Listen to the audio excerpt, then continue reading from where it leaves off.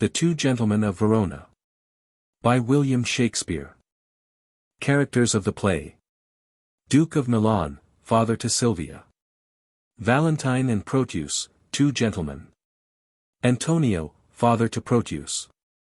Thurio, a foolish rival to Valentine. Eglamour, agent for Silvia in her escape.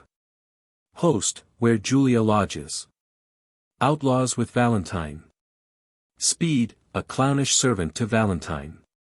Launce, the like to Proteus. Panthino, servant to Antonio. Julia, beloved of Proteus. Silvia, beloved of Valentine. Lucetta, waiting woman to Julia. Servants, musicians. Scene, Verona. Milan, the frontiers of Mantua. How do you find this book? Any thoughts about the book or the author? Any suggestion for improvement? Please take a moment to share your thoughts in a comment. If you like it, share it with your friends who might enjoy it as well. Subscribe to keep in touch. Visit CompleteAudiobooks.com for more quality content. Act 1. Scene 1. Verona. An open place. Enter Valentine and Proteus. Valentine. Cease to persuade, my loving Proteus. Home-keeping youth have ever homely wits. Wert not affection chains thy tender days to the sweet glances of thy honored love, I rather would entreat thy company to see the wonders of the world abroad, than, living dully sluggardized at home, wear out thy youth with shapeless idleness. But since thou lovest, love still and thrive therein, even as I would when I to love begin. Proteus. Wilt thou be gone?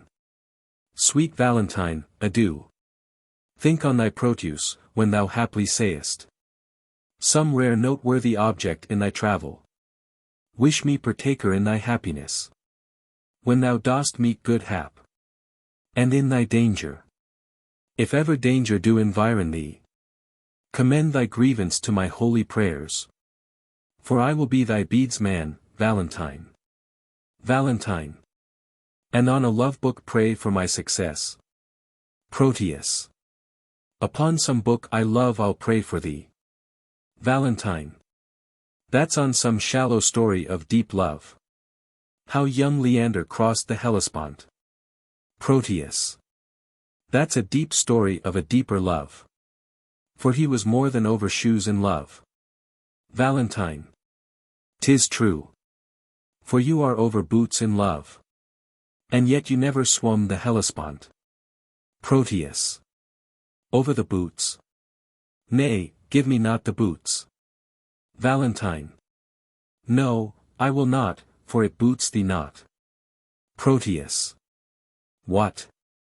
Valentine. To be in love, where scorn is bought with groans. Coy looks with heartsore sighs, one fading moment's mirth. With 20 watchful, weary, tedious nights. If haply won, perhaps a hapless gain. If lost, why then a grievous labor won. However, but a folly bought with wit. Or else a wit by folly vanquished. Proteus. So, by your circumstance, you call me fool. Valentine. So, by your circumstance, I fear you'll prove. Proteus. 'Tis love you cavil at, I am not love. Valentine. Love is your master, for he masters you.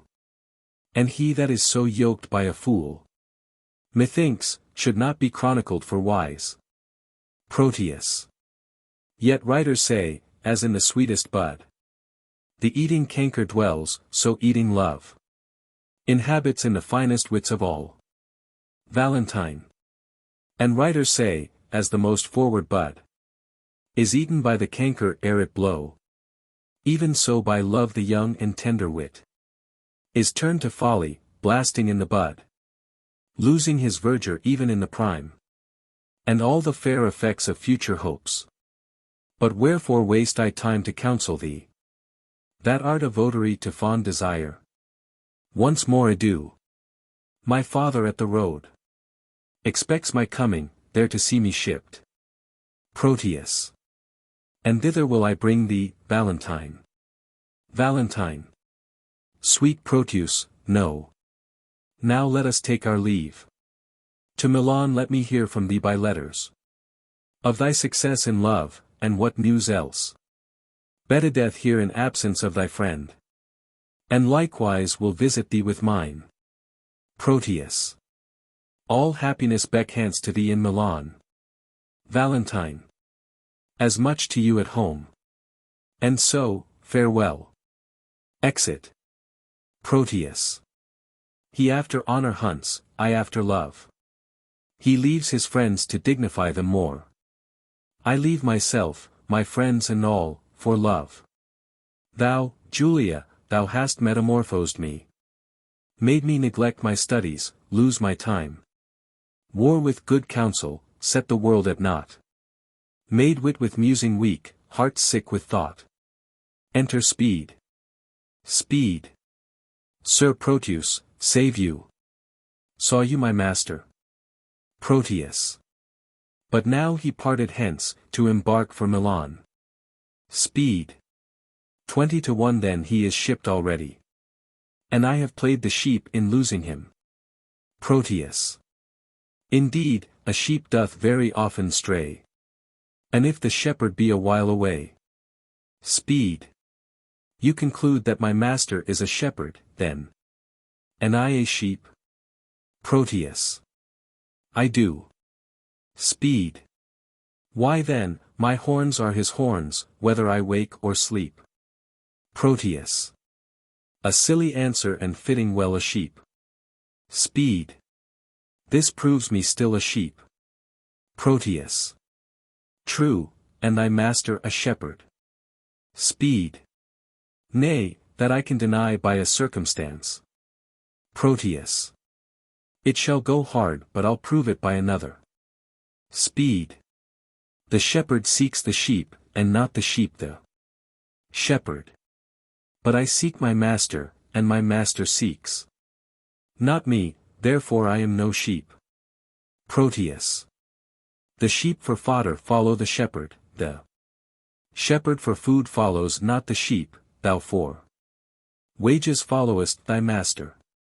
Thy master for wages follows not thee, therefore thou art a sheep.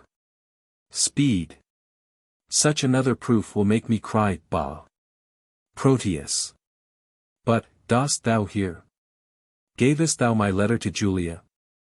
Speed. I, sir, I, a lost mutton, gave your letter to her. A laced mutton, and she, a laced mutton, gave me, a lost mutton, nothing for my labor. Proteus. Here's too small a pasture for such store of muttons. Speed.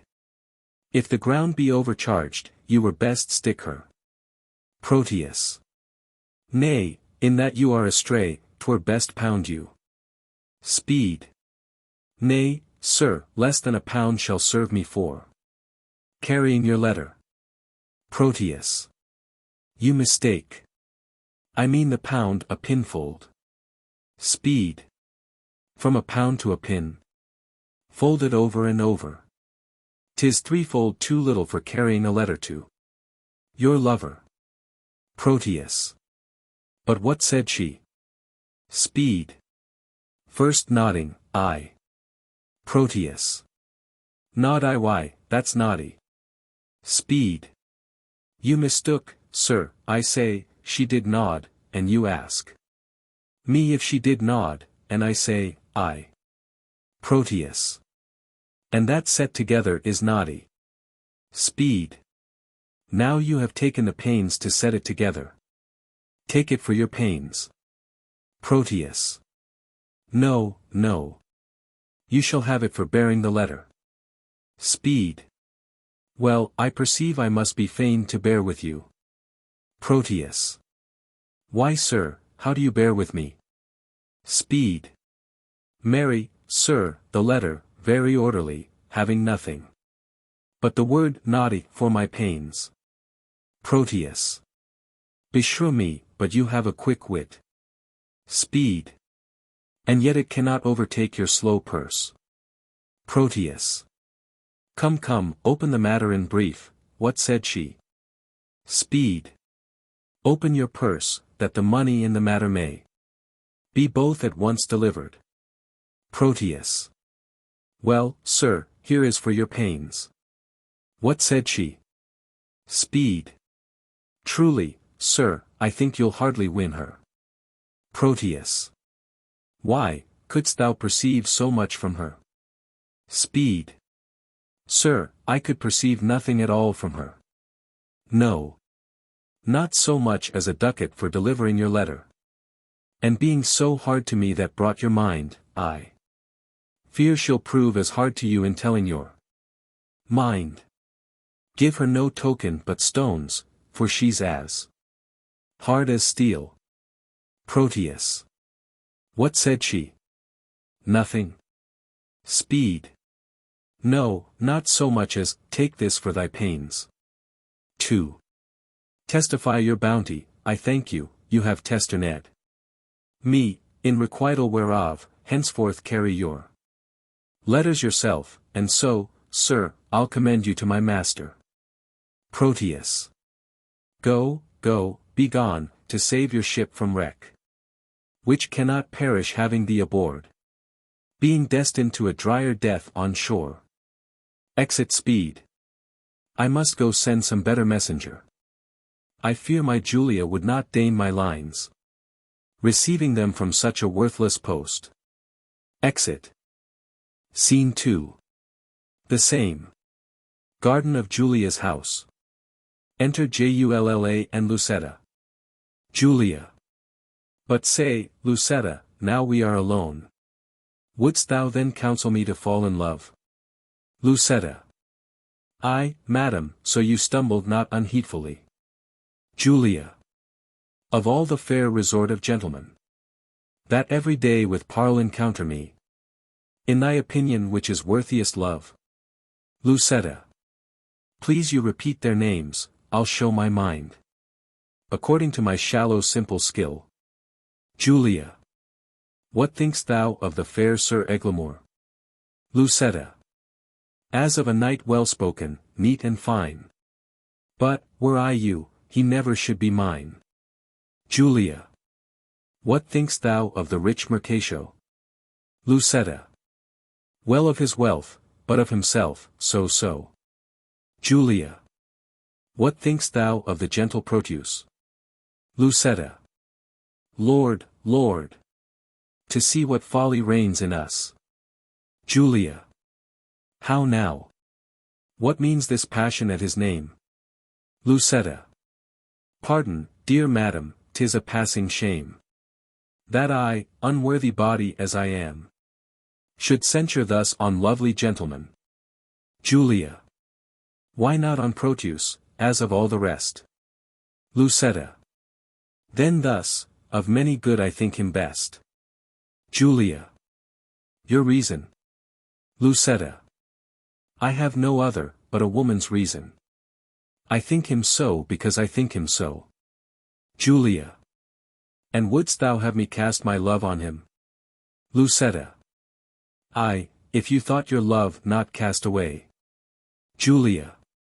Why he, of all the rest, hath never moved me. Lucetta. Yet he, of all the rest, I think, best loves ye. Julia. His little speaking shows his love but small. Lucetta. Fire that's closest kept burns most of all. Julia. They do not love that do not show their love. Lucetta. Oh, they love least that let men know their love. Julia. I would I knew his mind. Lucetta. Peruse this paper, madam. Julia. To Julia. Say, from whom? Lucetta. That the contents will show. Julia. Say, who gave it thee? Lucetta. Valentine's page, and sent, I think, from Proteus.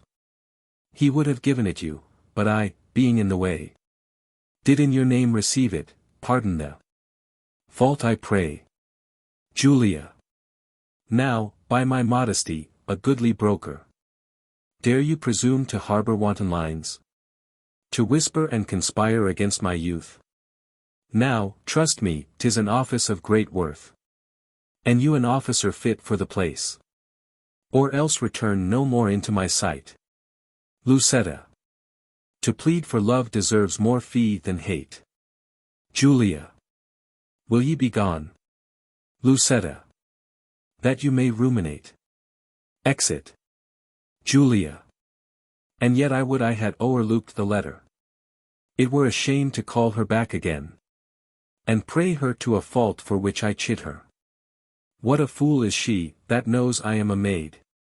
And would not force the letter to my view. Since maids, in modesty, say no to that which they would have the proffer construe. Fie, fie, how wayward is this foolish love.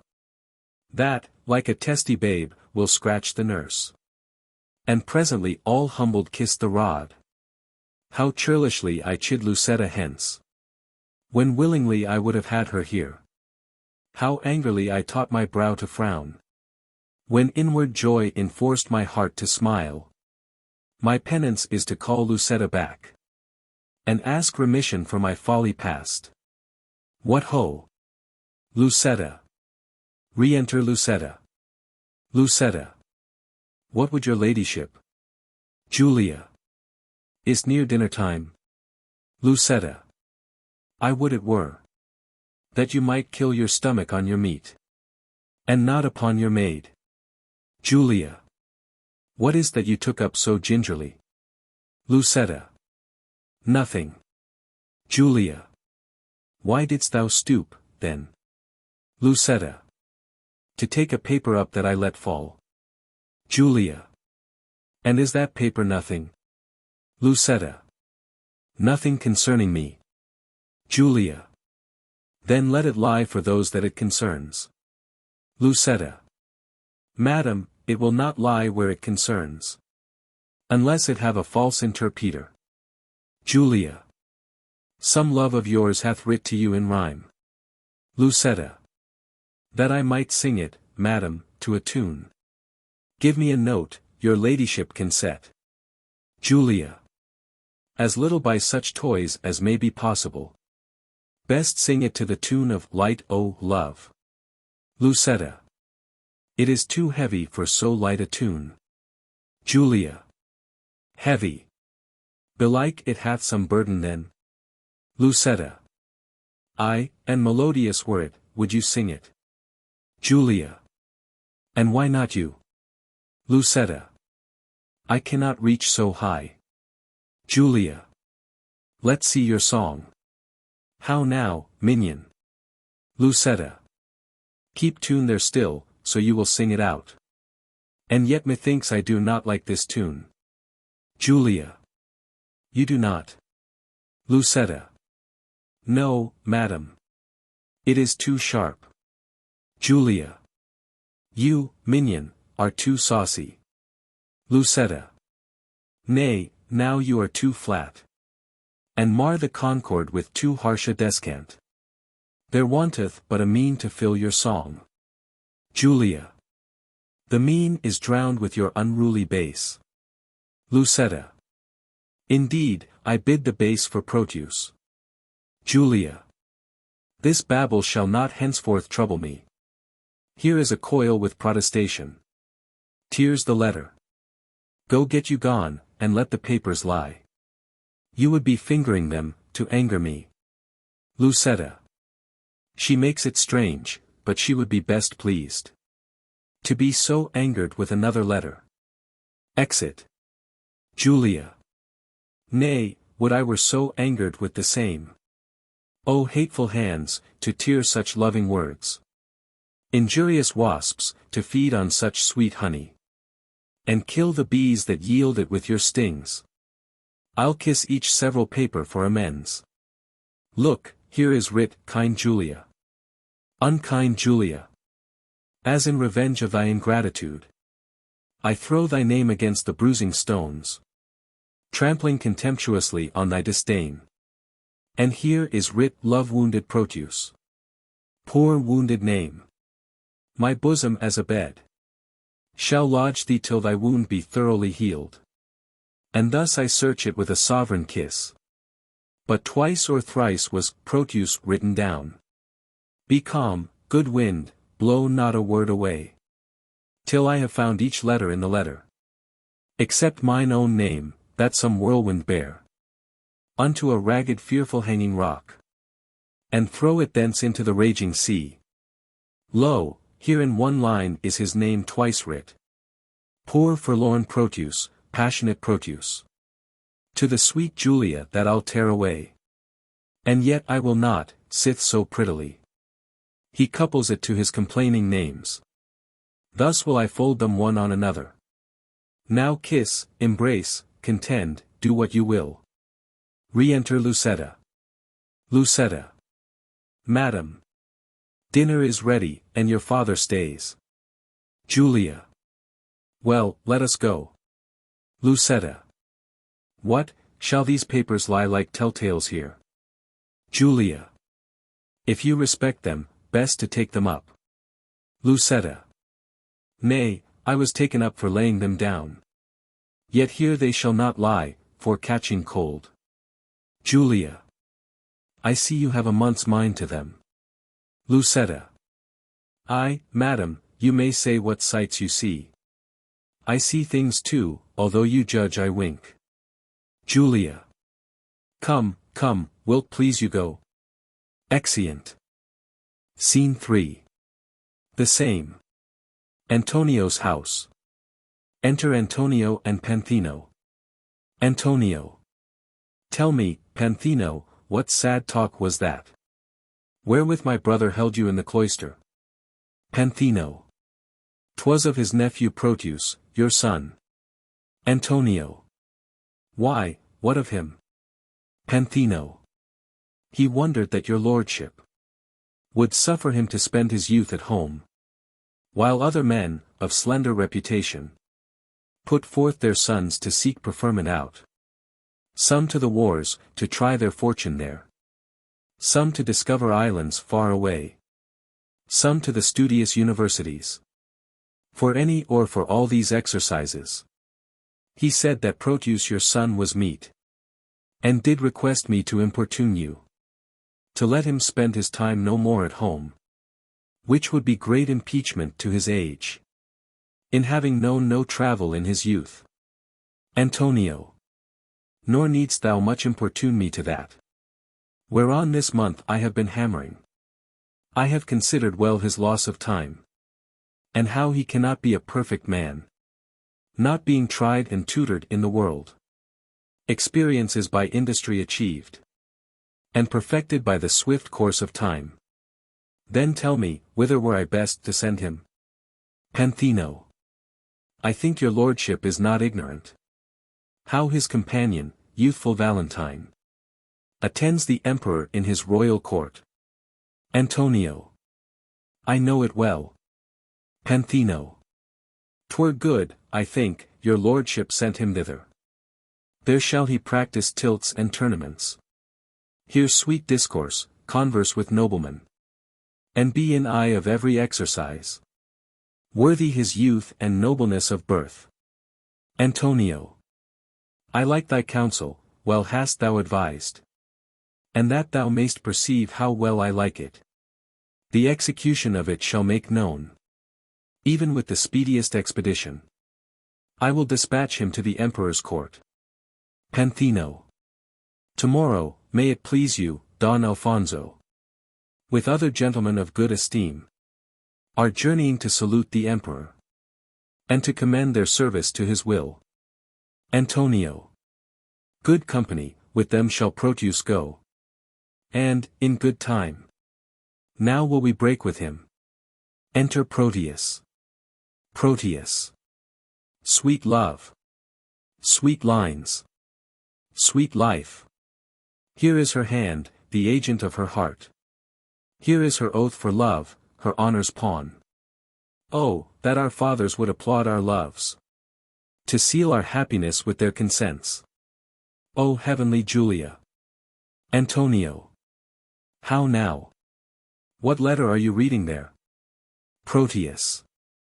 May't please your lordship, 'tis a word or two of commendations sent from Valentine, delivered by a friend that came from him. Antonio. Lend me the letter, let me see what news. Proteus. There is no news, my lord, but that he writes. How happily he lives, how well beloved. And daily graced by the emperor. Wishing me with him, partner of his fortune. Antonio. And how stand you affected to his wish? Proteus. As one relying on your lordship's will. And not depending on his friendly wish. Antonio. My will is something sorted with his wish. Muse not that I thus suddenly proceed. For what I will, and there an end. I am resolved that thou shalt spend some time with Valentinus in the emperor's court.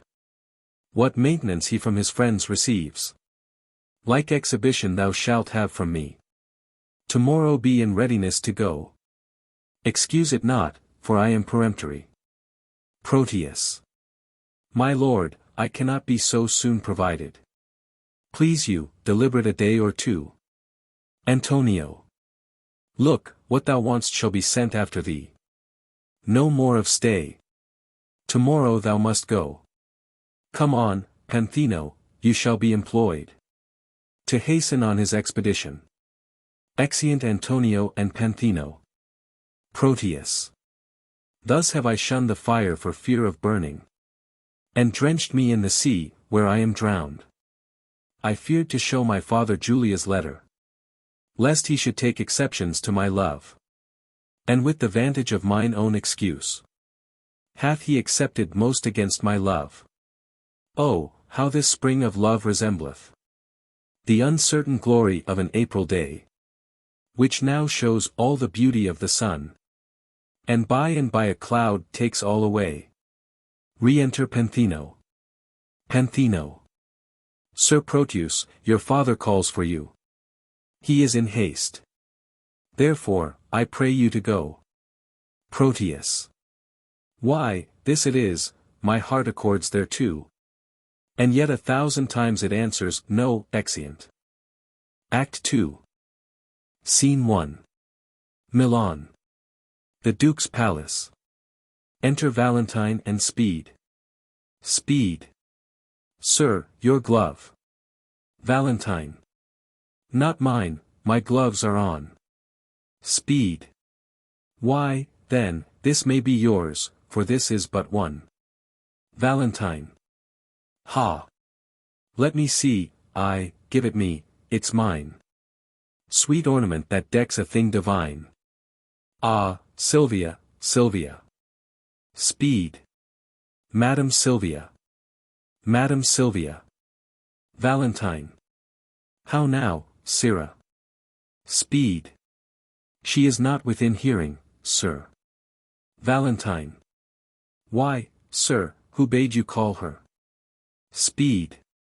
Your worship, sir, or else I mistook. Valentine. Well, you'll still be too forward. Speed. And yet I was last chidden for being too slow. Valentine. Go to, sir, tell me, do you know Madam Silvia? Speed. She that your worship loves. Valentine.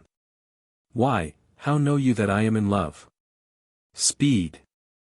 Marry, by these special marks, first, you have learned, like Sir Proteus, to wreathe your arms like a male content, to relish a love song, like a robin redbreast, to walk alone, like one that had the pestilence, to sigh, like a schoolboy that had lost his ABC, to weep, like a young wench that had buried her grandam, to fast, like one that takes diet, to watch like one that fears robbing, to speak puling, like a beggar at Hallowmass.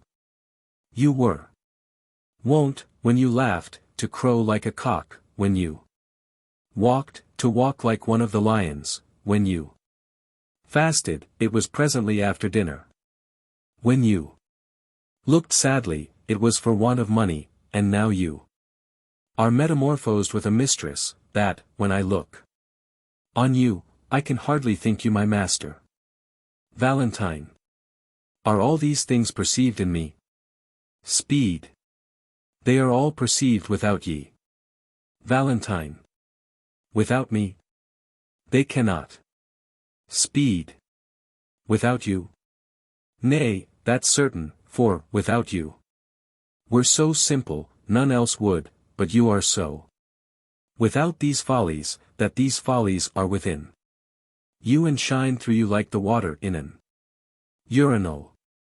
That not an eye that sees you but is a physician to comment on your malady. Valentine.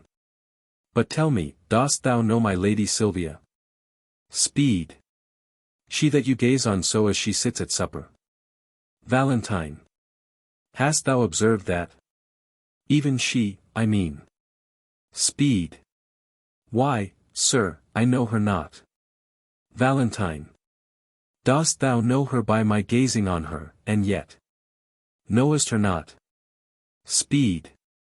Is she not hard-favored, sir? Valentine. Not so fair, boy, as well-favored. Speed.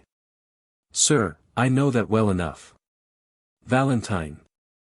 What dost thou know? Speed. That she is not so fair as, of you, well-favored. Valentine. I mean that her beauty is exquisite, but her favor infinite. Speed. That's because the one is painted and the other out of all count. Valentine. How painted? And how out of count? Speed. Marry, sir, so painted, to make her fair, that no man counts of her beauty. Valentine. How esteemest thou me? I account of her beauty. Speed. You never saw her since she was deformed. Valentine. How long hath she been deformed? Speed. Ever since you loved her. Valentine. I have loved her ever since I saw her, and still I see her beautiful. Speed. If you love her, you cannot see her. Valentine. Why? Speed. Because love is blind. Oh, that you had mine eyes.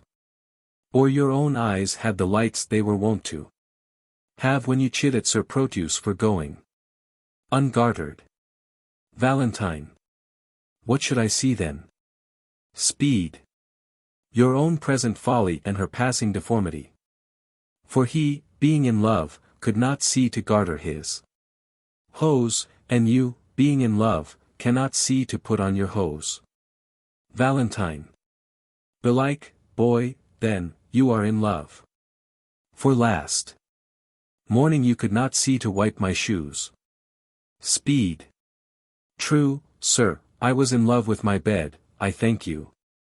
You swinged me for my love, which makes me the bolder to chide you for yours. Valentine. In conclusion, I stand affected to her. Speed. I would you were set, so your affection would cease. Valentine. Last night she enjoined me to write some lines to one she loves. Speed. And have you? Valentine. I have. Speed. Are they not lamely writ? Valentine. No, boy, but as well as I can do them. Peace. Here she comes. Speed. Aside, O excellent motion. O exceeding puppet. Now will he interpret to her. Enter Silvia. Valentine. Madam and mistress, 1,000 good morrows. Speed. Aside, oh, give ye good even. Here's 1,000,000 of manners. Silvia. Sir Valentine and servant, to you 2,000. Speed. Aside, he should give her interest and she gives it him. Valentine. As you enjoined me, I have writ your letter. Unto the secret nameless friend of yours. Which I was much unwilling to proceed in. But for my duty to your ladyship. Silvia. I thank you gentle servant, 'tis very clerkly done. Valentine. Now trust me, madam, it came hardly off. For being ignorant to whom it goes. I writ at random, very doubtfully. Silvia. Perchance you think too much of so much pains. Valentine. No, madam. So instead you, I will write. Please you command, 1,000 times as much, and yet. Silvia. A pretty period. Well, I guess the sequel. And yet I will not name it, and yet I care not. And yet take this again. And yet I thank you. Meaning henceforth to trouble you no more. Speed. Aside, and yet you will, and yet another, yet. Valentine. What means your ladyship? Do you not like it? Silvia. Yes, yes, the lines are very quaintly writ. But since unwillingly, take them again. Nay, take them. Valentine. Madam, they are for you. Silvia. I, you writ them, sir, at my request. But I will none of them, they are for you. I would have had them writ more movingly. Valentine. Please you, I'll write your ladyship another. Silvia. And when it's writ, for my sake read it over. And if it please you, so, if not, why, so. Valentine. If it please me, madam, what then? Silvia. Why, if it please you, take it for your labor. And so, good morrow, servant. Exit. Speed. O jest unseen, inscrutable, invisible. As a nose on a man's face, or a weathercock on a steeple. My master sues to her, and she hath taught her suitor. He being her pupil, to become her tutor. O excellent device! Was there ever heard a better? That my master, being scribe, to himself should write the letter. Valentine. How now, sir? What are you reasoning with yourself? Speed. Nay, I was rhyming, 'tis you that have the reason. Valentine. To do what? Speed. To be a spokesman for Madame Silvia. Valentine. To whom? Speed. To yourself. Why, she woos you by a figure. Valentine. What figure? Speed. By a letter, I should say. Valentine. Why, she hath not writ to me. Speed. What need she, when she hath made you write to yourself? Why, do you not perceive the jest? Valentine. No, believe me. Speed. No believing you, indeed, sir. But did you perceive her earnest? Valentine. She gave me none, except an angry word. Speed. Why, she hath given you a letter. Valentine. That's the letter I writ to her friend. Speed. And that letter hath she delivered, and there an end.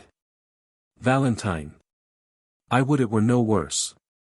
Speed. I'll warrant you, 'tis as well. For often have you writ to her, and she, in modesty, or else for want of idle time, could not again reply. Or fearing else some messenger that might her mind discover. Herself hath taught her love himself to write unto her lover. All this I speak in print, for in print I found it. Why muse you, sir? 'Tis dinner time. Valentine. I have dined. Speed. But hearken, sir, though the chameleon love can feed on the air, I am one that am nourished by my victuals, and would fain have meat. Oh, be not like your mistress, be moved, be moved. Exeunt. Scene 2. Verona.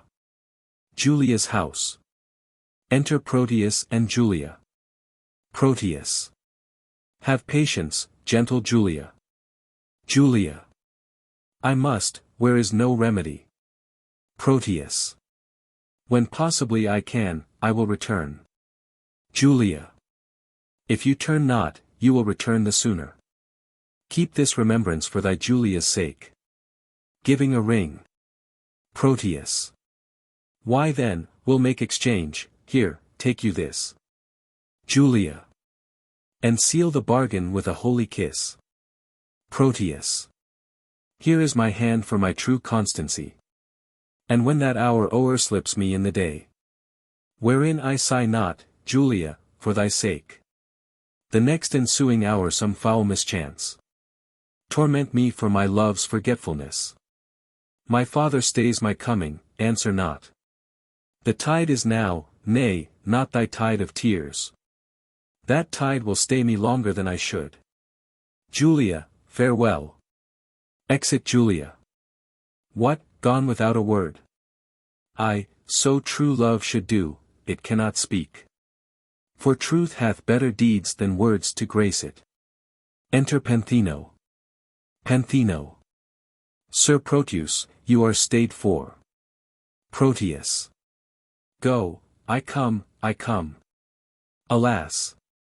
This parting strikes poor lovers dumb. Exeunt. Scene 3. The same. A street. Enter Launce, leading a dog. Launce. Nay, 'twill be this hour ere I have done weeping. All the kind of the Launces have this very fault. I have received my proportion, like the prodigious son, and am going with Sir Proteus to the Imperial's court. I think Crab, my dog, be the sourest natured dog that lives, my mother weeping, my father wailing, my sister crying, our maid howling, our cat wringing her hands, and all our house in a great perplexity. Yet did not this cruel-hearted cur shed one tear, he is a stone, a very pebble stone, and has no more pity in him than a dog, a Jew would have wept to have seen our parting. Why, my grandam, having no eyes, look you, wept herself blind at my parting. Nay, I'll show you the manner of it. This shoe is my father, no, this left shoe is my father. No, no, this left shoe is my mother, nay, that cannot be so neither, yes, it is so, it hath the worser soul. This shoe, with the hole in it, is my mother, and this my father. A vengeance. Aunt. There 'tis, now, sit, this staff is my sister, for, look you, she is as white as a lily and as small as a wand, this hat is Nan, our maid, I am the dog, no, the dog is himself, and I am the doggo. The dog is me, and I am myself. So. Now come I to my father, father, your blessing. Now should not the shoe speak a word for weeping. Now should I kiss my father, well, he weeps on. Now come I to my mother, oh, that she could speak now. Like a wood woman. Well, I kiss her. Why, there 'tis, here's my mother's breath up and down. Now come I to my sister, mark the moan she makes. Now the dog all this while sheds not a tear nor speaks a word, but see how I lay the dust with my tears. Enter Panthino. Panthino. Launce, away, away, aboard. Thy master is shipped. And thou art to post after with oars. What's the matter? Why weepest thou, man? Away, ass. You'll lose the tide, if you tarry any longer. Launce. It is no matter if the tide were lost, for it is the unkindest tide that ever any man tied. Panthino. What's the unkindest tide? Launce. Why, he that's tied here, Crab, my dog. Panthino. Tut, man, I mean thou'lt lose the flood, and, in losing the flood, lose thy voyage, and, in losing Thy voyage, lose thy master, and, in losing thy master, lose thy service, and, in losing thy service, why dost thou stop my mouth? Launce. For fear thou shouldst lose thy tongue. Panthino. Where should I lose my tongue? Launce. In thy tail. Panthino. In thy tail. Launce. Lose the tide, and the voyage, and the master, and the service, and the tide.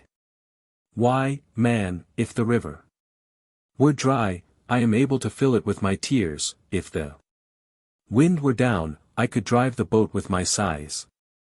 Panthino. Come, come away, man, I was sent to call thee. Launce. Sir, call me what thou darest. Panthino. Wilt thou go? Launce. Well, I will go. Exeunt. Scene 4. Milan. The Duke's Palace. Enter Silvia, Valentine, Thurio, and Speed.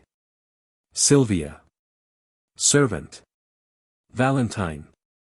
Mistress. Speed. Master, Sir Thurio frowns on you. Valentine. I, boy, it's for love. Speed. Not of you. Valentine. Of my mistress, then. Speed. 'Twere good you knocked him. Exit. Silvia. Servant, you are sad. Valentine. Indeed, madam, I seem so. Thurio. See me that you are not. Valentine. Haply I do. Thurio. So do counterfeits. Valentine. So do you. Thurio. What seem I that I am not? Valentine. Wise. Thurio. What instance of the contrary? Valentine. Your folly. Thurio. And how quote you my folly? Valentine. I quote it in your jerkin. Thurio. My jerkin is a doublet. Valentine. Well, then, I'll double your folly. Thurio. How? Silvia. What, angry, Sir Thurio?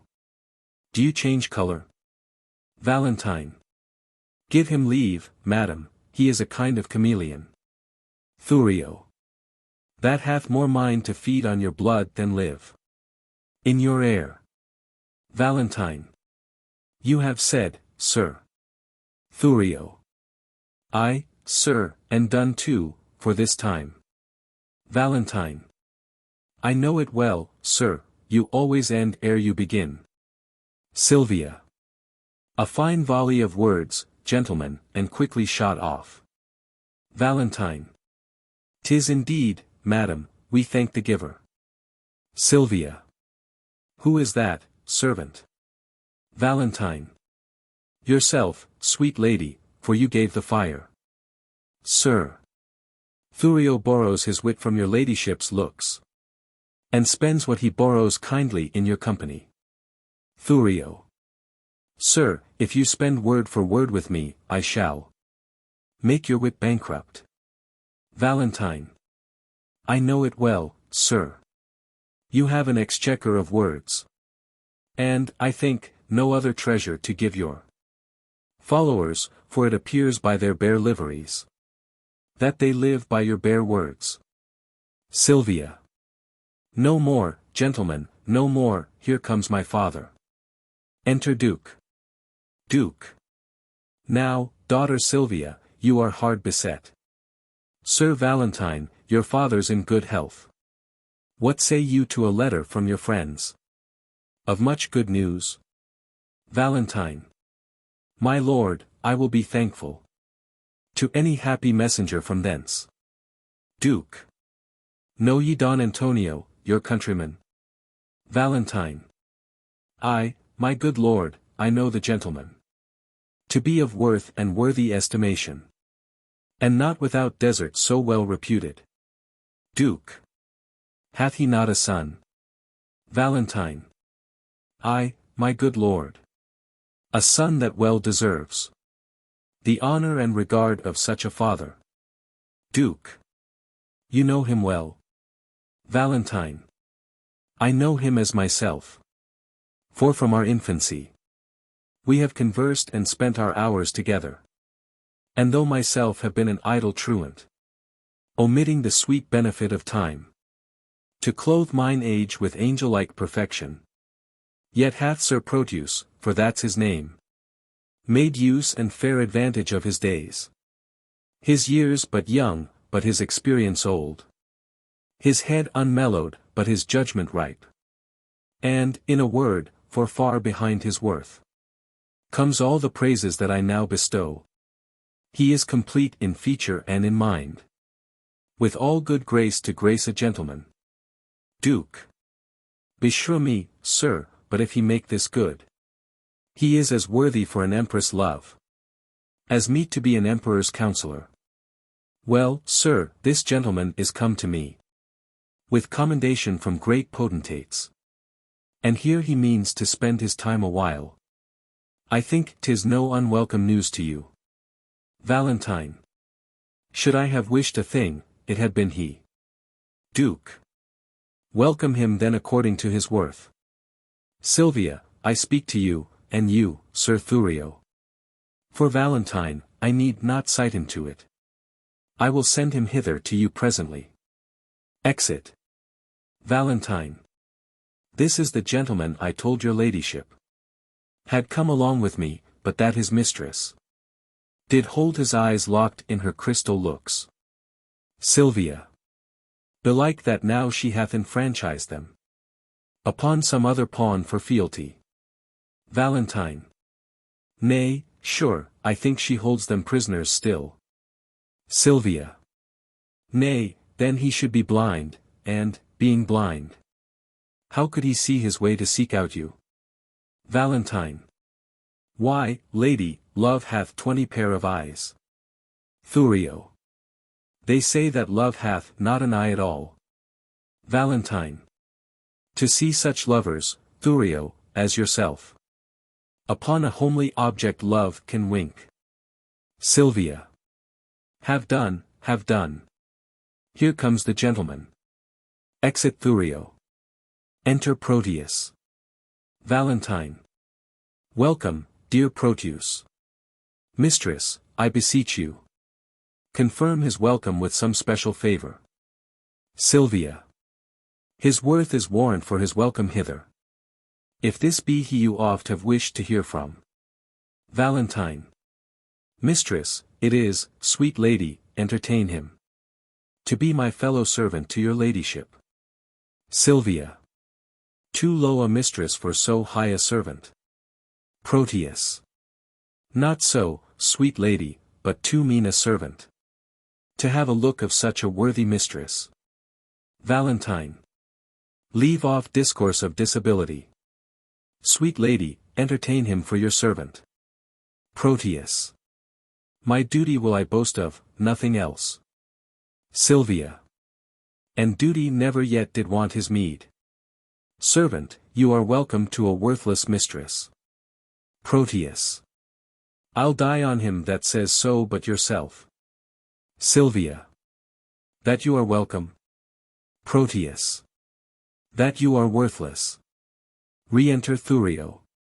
Thurio. Madam, my lord your father would speak with you. Silvia. I wait upon his pleasure. Come, Sir Thurio. Go with me.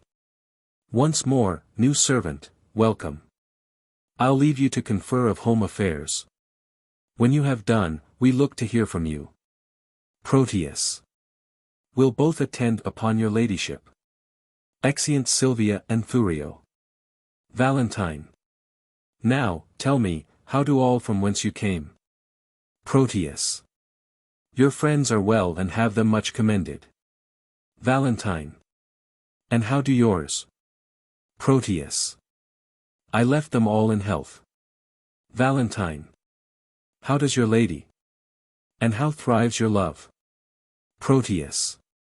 My tales of love were wont to weary you. I know you join not in a love discourse. Valentine. I, Proteus, but that life is altered now. I have done penance for contemning love, whose high imperious thoughts have punished me. With bitter fasts, with penitential groans, with nightly tears and daily heartsore sighs. For in revenge of my contempt of love, love hath chased sleep from my enthralled eyes, and made them watchers of mine own heart's sorrow. O gentle Proteus, love's a mighty lord, and hath so humbled me, as, I confess, there is no woe to his correction, nor to his service no such joy on earth. Now no discourse, except it be of love. Now can I break my fast, dine, sup and sleep upon the very naked name of love. Proteus. Enough, I read your fortune in your eye. Was this the idol that you worship so? Valentine. Even she, and is she not a heavenly saint? Proteus. No. But she is an earthly paragon. Valentine. Call her divine. Proteus.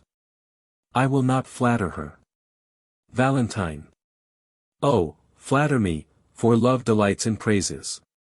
Proteus.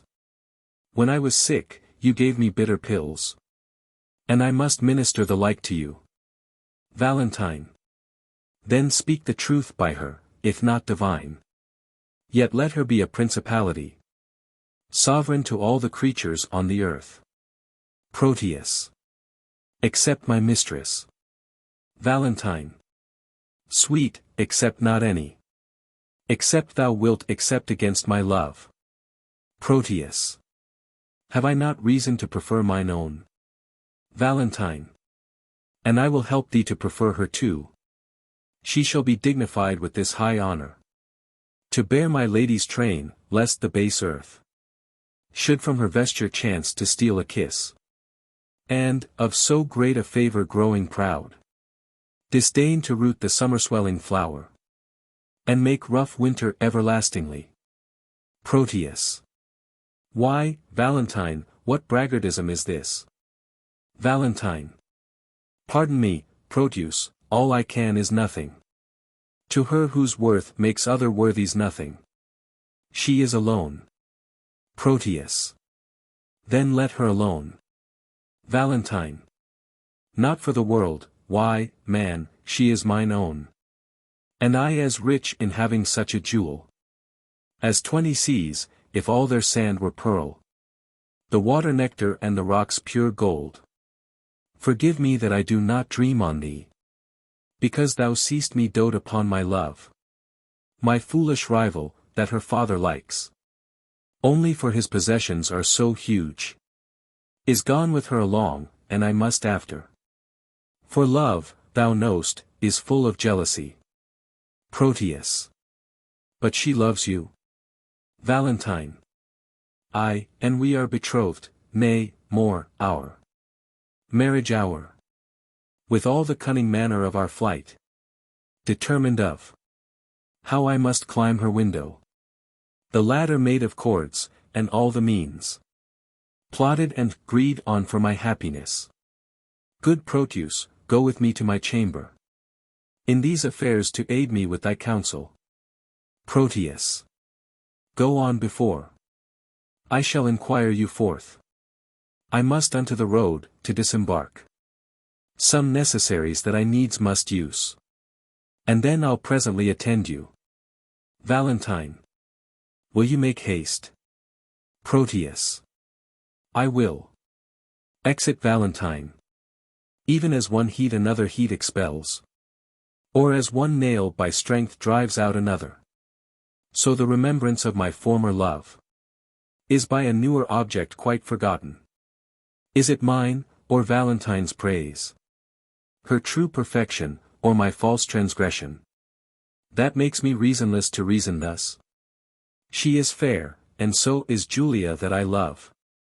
That I did love, for now my love is thawed, which, like a waxen image, gainst a fire, bears no impression of the thing it was. Methinks my zeal to Valentine is cold. And that I love him not as I was wont. Oh, but I love his lady too much. And that's the reason I love him so little. How shall I dote on her with more advice? That thus without advice begin to love her. 'Tis but her picture I have yet beheld. And that hath dazzled my reason's light. But when I look on her perfections, there is no reason but I shall be blind. If I can check my erring love, I will.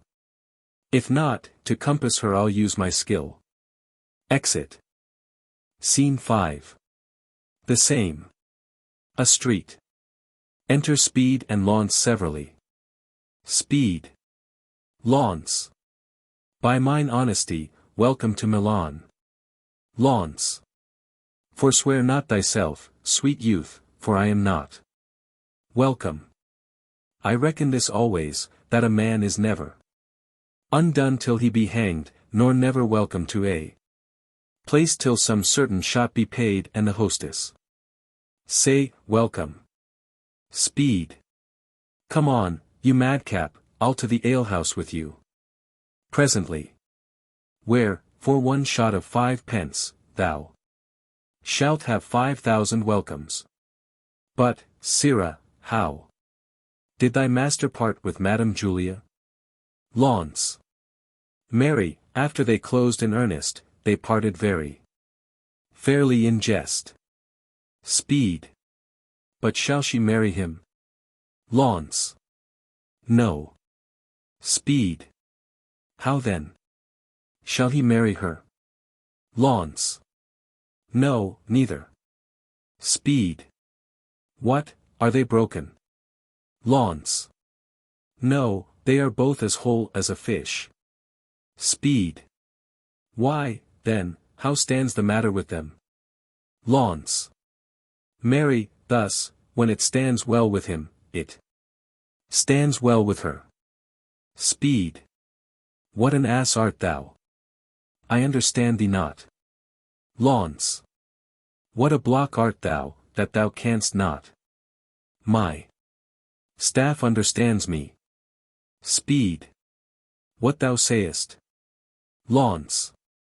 Ay, and what I do too, look thee, I'll but lean. And my staff understands me. Speed. It stands under thee, indeed. Launce. Why, stand under and understand is all one. Speed. But tell me true, wilt be a match? Launce. Ask my dog, if he say aye, it will. If he say no, it will, if he shake his tail and say nothing, it will. Speed. The conclusion is then that it will. Launce. Thou shalt never get such a secret from me but by a parable. Speed.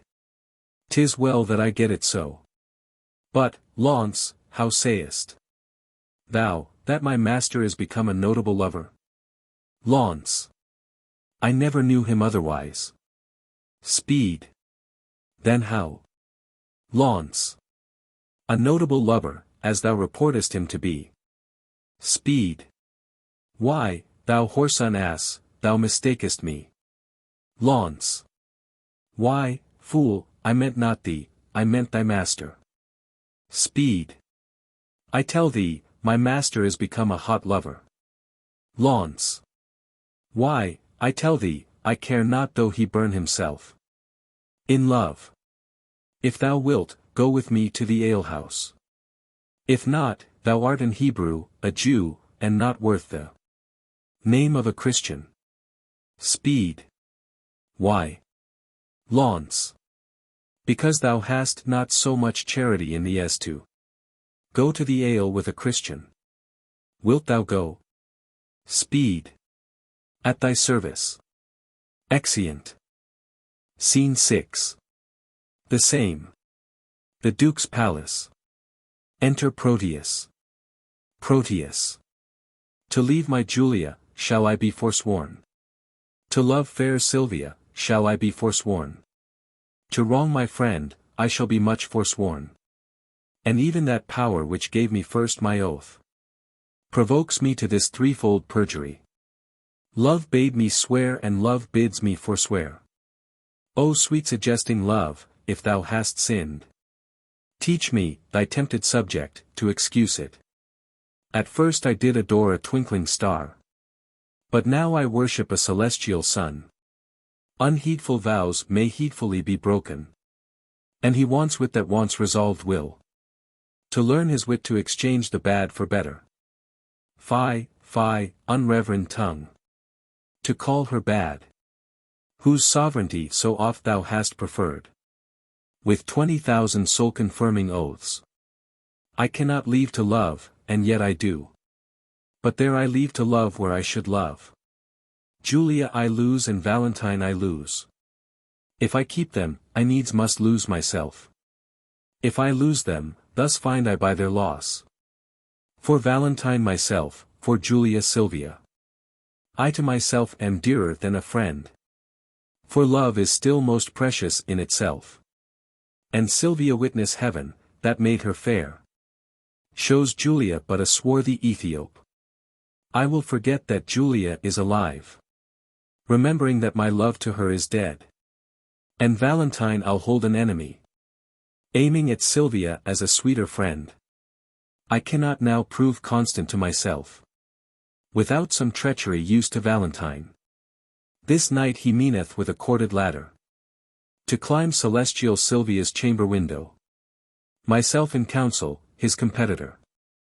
Now presently I'll give her father notice of their disguising and pretended flight, who, all enraged, will banish Valentine. For Thurio, he intends, shall wed his daughter. But, Valentine being gone, I'll quickly cross, by some sly trick blunt Thurio's dull proceeding. Love, lend me wings to make my purpose swift, as thou hast lent me wit to plot this drift. Exit. Scene 7. Verona. Julia's house.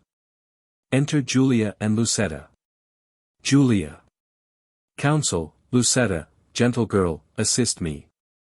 And even in kind love I do conjure thee, who art the table wherein all my thoughts are visibly charactered and engraved, to lesson me and tell me some good mean, how, with my honor, I may undertake a journey to my loving Proteus.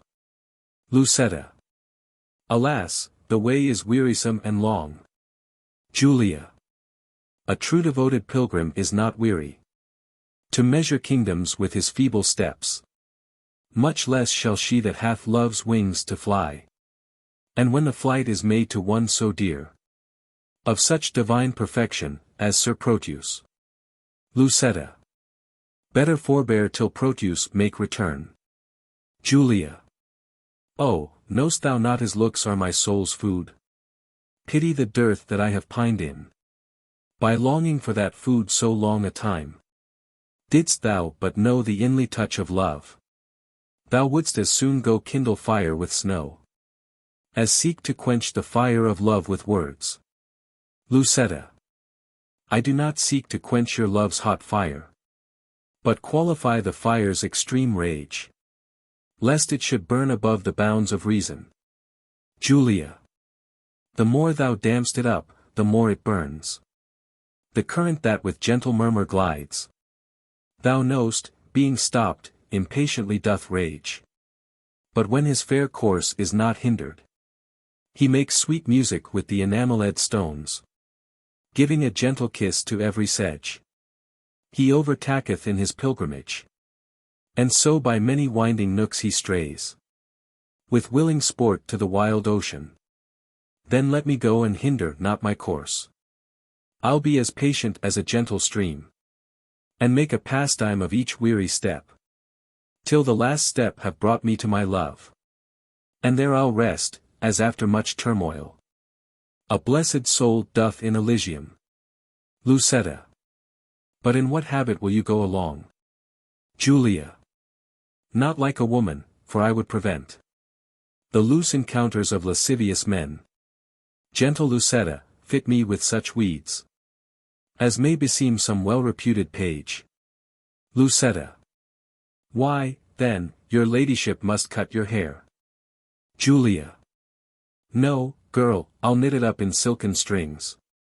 With 20 odd conceited true love knots. To be fantastic may become a youth. Of greater time than I shall show to be. Lucetta. What fashion, madam, shall I make your breeches? Julia. That fits as well as, tell me, good my lord. What compass will you wear your farthingale? Why, even what fashion thou best likest, Lucetta. Lucetta. You must needs have them with a codpiece, madam. Julia. Out, Lucetta. That would be ill-favored. Lucetta. A round hose, madam, now's not worth a pin. Unless you have a codpiece to stick pins on. Julia. Lucetta, as thou lovest me, let me have what thou thinkest meet and is most mannerly. But tell me, wench, how will the world repute me for undertaking so unstaid a journey? I fear me, it will make me scandalized. Lucetta. If you think so, then stay at home and go not. Julia. Nay, that I will not. Lucetta. Then never dream on infamy, but go. If Proteus like your journey when you come. No matter who's displeased when you are gone. I fear me, he will scarce be pleased withal.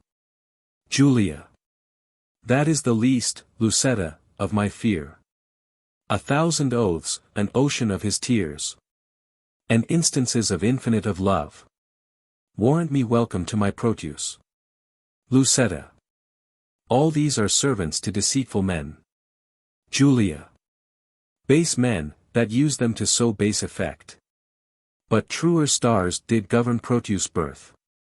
His words are bonds, his oaths are oracles. His love sincere, his thoughts immaculate. His tears pure messengers sent from his heart.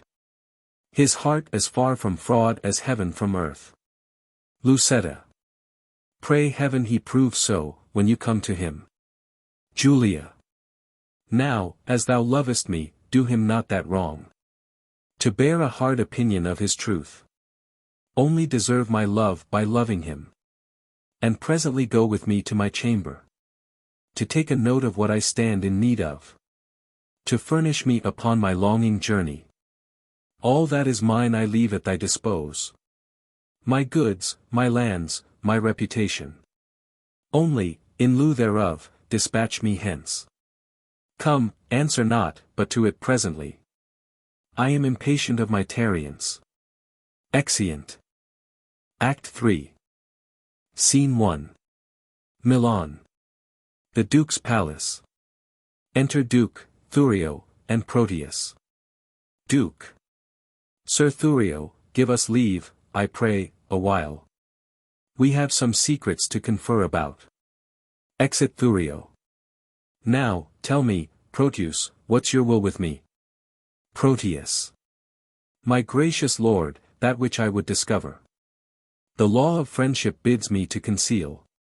But when I call to mind your gracious favors, done to me, undeserving as I am, my duty pricks me on to utter that, which else no worldly good should draw from me. No, worthy prince, Sir Valentine, my friend. This night intends to steal away your daughter. Myself am one made privy to the plot. I know you have determined to bestow her on Thurio, whom your gentle daughter hates. And should she thus be stolen away from you, it would be much vexation to your age. Thus, for my duty's sake, I rather chose to cross my friend in his intended drift, than, by concealing it, heap on your head a pack of sorrows which would press you down, being unprevented, to your timeless grave. Duke. Proteus, I thank thee for thine honest care, which to requite, command me while I live. This love of theirs myself have often seen, haply when they have judged me fast asleep, and oftentimes have purposed to forbid Sir Valentine her company and my court. But fearing lest my jealous aim might err, and so unworthily disgrace the man, a rashness that I ever yet have shunned, I gave him gentle looks, thereby to find That which thyself hast now disclosed to me. And, that thou mayst perceive my fear of this. Knowing that tender youth is soon suggested, I nightly lodge her in an upper tower, the key whereof myself have ever kept. And thence she cannot be conveyed away. Proteus. No, noble lord, they have devised a mean. How he her chamber window will ascend, and with a corded ladder fetch her down. For which the youthful lover now is gone. And this way comes he with it presently. Where, if it please you, you may intercept him. But, good my lord, do it so cunningly, that my discovery be not aimed at. For love of you, not hate unto my friend, hath made me publisher of this pretence. Duke. Upon mine honor, he shall never know that I had any light from thee of this. Proteus. Adieu, my lord, Sir Valentine is coming. Exit.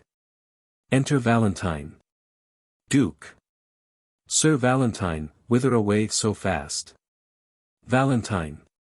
Please it your grace, there is a messenger that stays to bear my letters to my friends, and I am going to deliver them.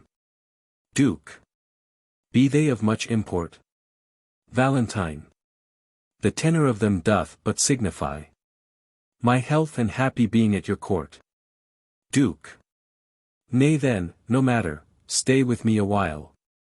I am to break with thee of some affairs that touch me near, wherein thou must be secret. 'Tis not unknown to thee that I have sought to match my friend Sir Thurio to my daughter. Valentine. I know it well, my lord, and, sure, the match were rich and honorable.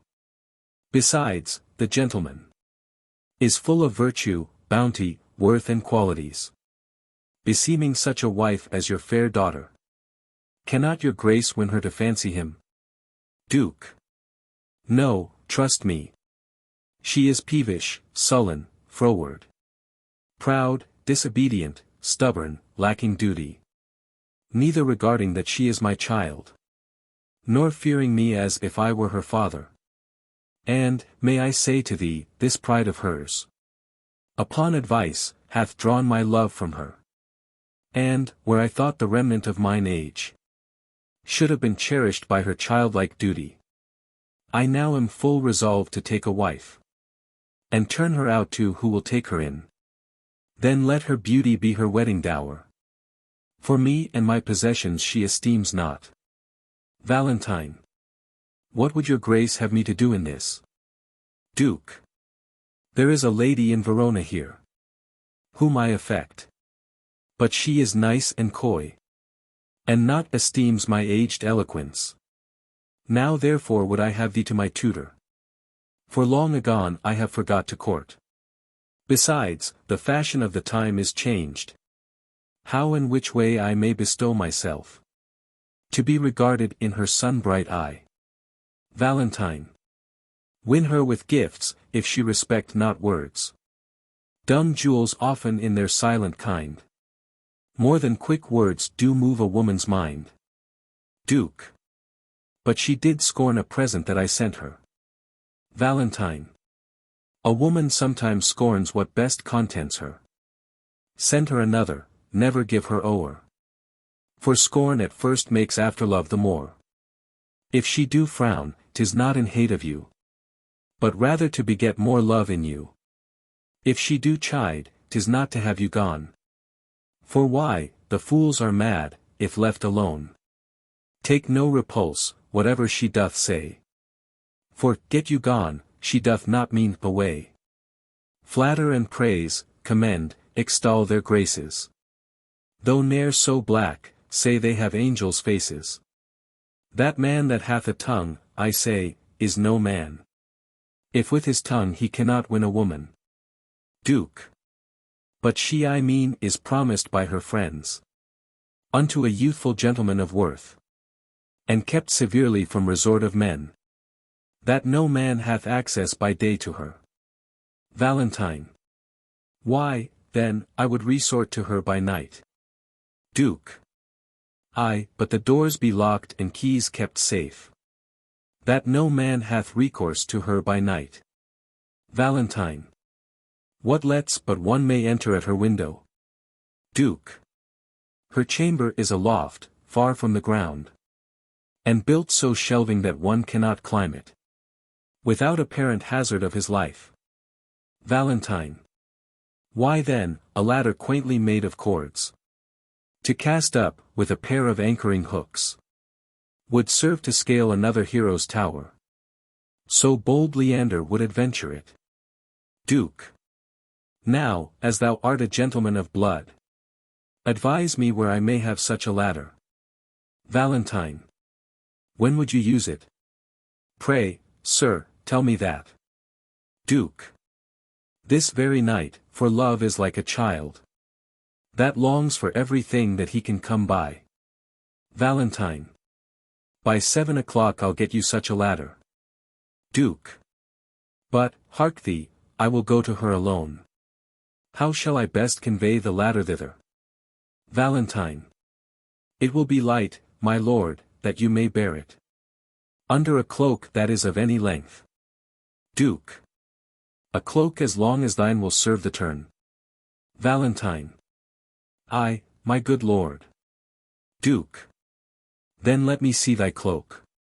I'll get me one of such another length. Valentine. Why, any cloak will serve the turn, my lord. Duke. How shall I fashion me to wear a cloak? I pray thee, let me feel thy cloak upon me. What letter is this same? What's here? To Silvia. And here an engine fit for my proceeding. I'll be so bold to break the seal for once. Reads. My thoughts do harbour with my Silvia nightly, and slaves they are to me that send them flying. Oh, could their master come and go as lightly, himself would lodge where senseless they are lying. My herald thoughts in thy pure bosom rest them, while I, their king, that hither them importune, do curse the grace that with such grace hath blessed them.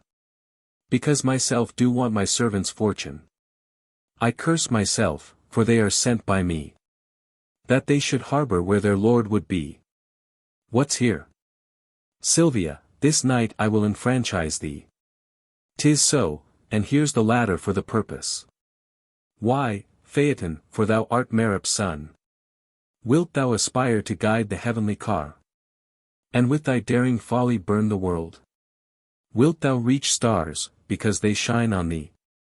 Go, base intruder, overweening slave.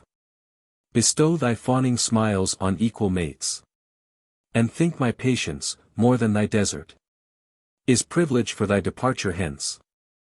Thank me for this more than for all the favours, which all too much I have bestowed on thee. But if thou linger in my territories, longer than swiftest expedition, will give thee time to leave our royal court. By heaven, my wrath shall far exceed the love I ever bore my daughter or thyself. Be gone. I will not hear thy vain excuse. But, as thou lovest thy life, make speed from hence. Exit. Valentine. And why not death rather than living torment? To die is to be banished from myself. And Silvia is myself, banished from her. Is self from self, a deadly banishment. What light is light, if Silvia be not seen? What joy is joy, if Silvia be not by? Unless it be to think that she is by, and feed upon the shadow of perfection. Except I be by Silvia in the night, there is no music in the nightingale. Unless I look on Silvia in the day, there is no day for me to look upon. She is my essence, and I leave to be, if I be not by her fair influence fostered, illumined, cherished, kept alive. I fly not death, to fly his deadly doom. Tarry I here, I but attend on death. But, fly I hence, I fly away from life. Enter Proteus and Launce. Proteus. Run, boy, run, run, and seek him out. Launce. Soho, Soho. Proteus. What sayest thou? Launce. Him we go to find, there's not a hair on's head. But 'tis a Valentine. Proteus. Valentine? Valentine. No. Proteus. Who then? His spirit. Valentine. Neither. Proteus. What then? Valentine. Nothing. Launce. Can nothing speak? Master, shall I strike? Proteus. Who wouldst thou strike? Launce. Nothing. Proteus. Villain, forbear. Launce. Why, sir, I'll strike nothing, I pray you. Proteus. Sirrah, I say, forbear. Friend Valentine, a word. Valentine. My ears are stopped and cannot hear good news. So much of bad already hath possessed them. Proteus. Then in dumb silence will I bury mine. For they are harsh, untenable and bad. Valentine. Is Silvia dead? Proteus. No, Valentine. Valentine. No Valentine, indeed, for sacred Silvia. Hath she forsworn me? Proteus. No, Valentine. Valentine. No Valentine, if Silvia have forsworn me. What is your news? Launce. Sir, there is a proclamation that you are vanished. Proteus. That thou art banished, oh, that's the news. From hence, from Silvia and from me thy friend. Valentine. Oh, I have fed upon this woe already. And now excess of it will make me surfeit. Doth Silvia know that I am banished? Proteus. Ay, and she hath offered to the doom. Which, unreversed, stands in effectual force. A sea of melting pearl, which some call tears. Those at her father's churlish feet she tendered. With them, upon her knees, her humble self. Wringing her hands, whose whiteness so became them. As if but now they waxed pale for woe. But neither bended knees, pure hands held up. Sad sighs, deep groans, nor silver-shedding tears could penetrate her uncompassionate sire. But Valentine, if he be ta'en, must die. Besides, her intercession chafed him so. When she for thy repeal was suppliant, that to close prison he commanded her. With many bitter threats of biding there. Valentine. No more. Unless the next word that thou speak'st have some malignant power upon my life. If so, I pray thee, breathe it in mine ear. As ending anthem of my endless dolor. Proteus. Cease to lament for that thou canst not help. And study help for that which thou lament'st. Time is the nurse and breeder of all good. Here if thou stay, thou canst not see thy love. Besides, thy staying will abridge thy life. Hope is a lover's staff, walk hence with that. And manage it against despairing thoughts. Thy letters may be here, though thou art hence. Which, being writ to me, shall be delivered.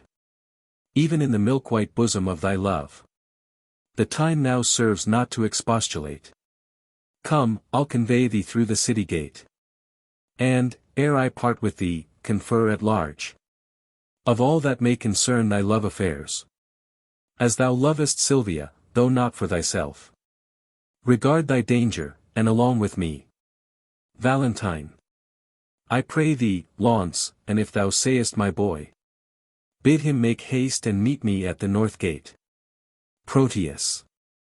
Go, Sirrah, find him out. Come, Valentine. Valentine. Oh my dear Silvia. Hapless Valentine.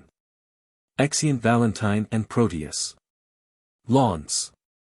I am but a fool, look you, and yet I have the wit to think my master is a kind of a knave, but that's all one, if he be but one knave. He lives not now. That knows me to be in love, yet I am in love, but a team of horse shall not pluck that from me, nor who. 'Tis I love, and yet 'tis a woman, but what woman, I will not tell myself, and yet 'tis a milkmaid. Yet 'tis not a maid, for she hath had gossips, yet 'tis a maid, for she is her master's maid, and serves for wages. She hath more qualities than a water spaniel, which is much in a bare Christian. Pulling out a paper. Here is the catalogue of her condition.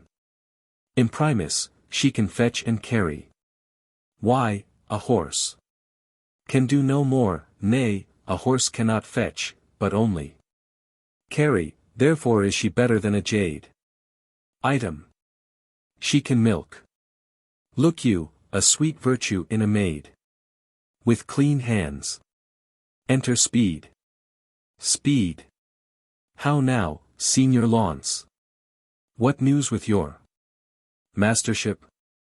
Launce. With my master's ship? Why, it is at sea. Speed. Well, your old vice still, mistake the word. What news, then, in your paper? Launce. The blackest news that ever thou heardest. Speed.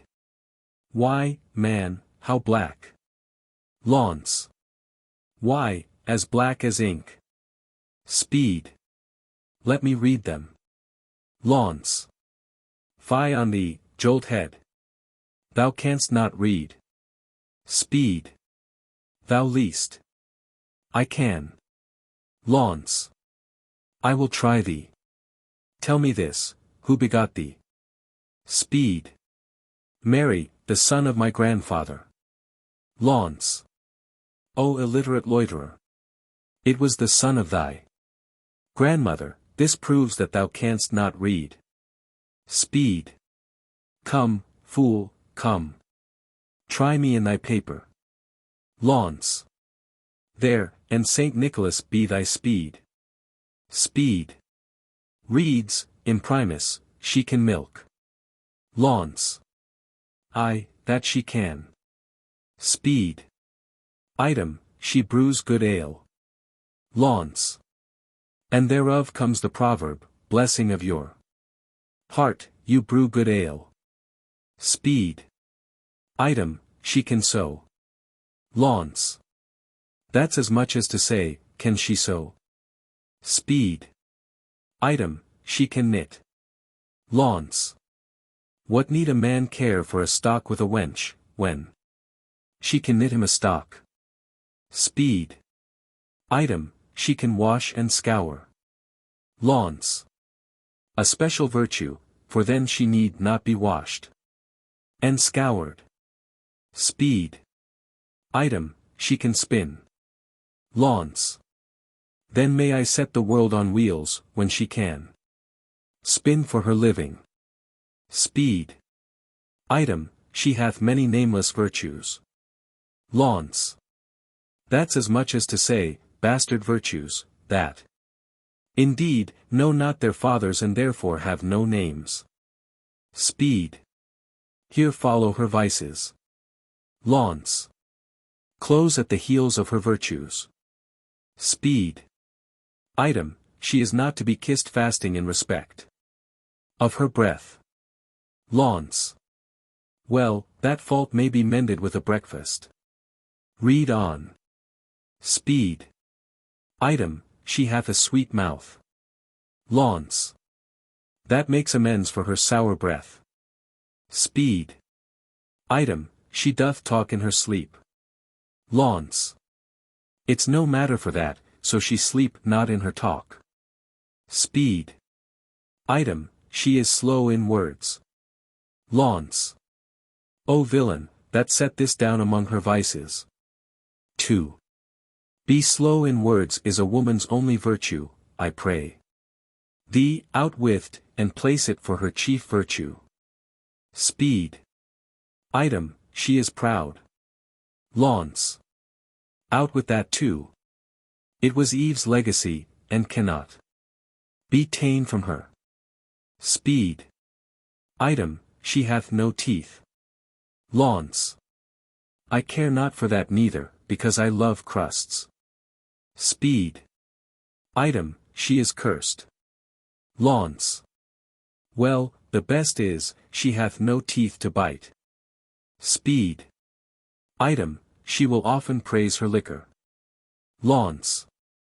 If her liquor be good, she shall, if she will not, I will, for good things should be praised. Speed. Item, she is too liberal. Launce.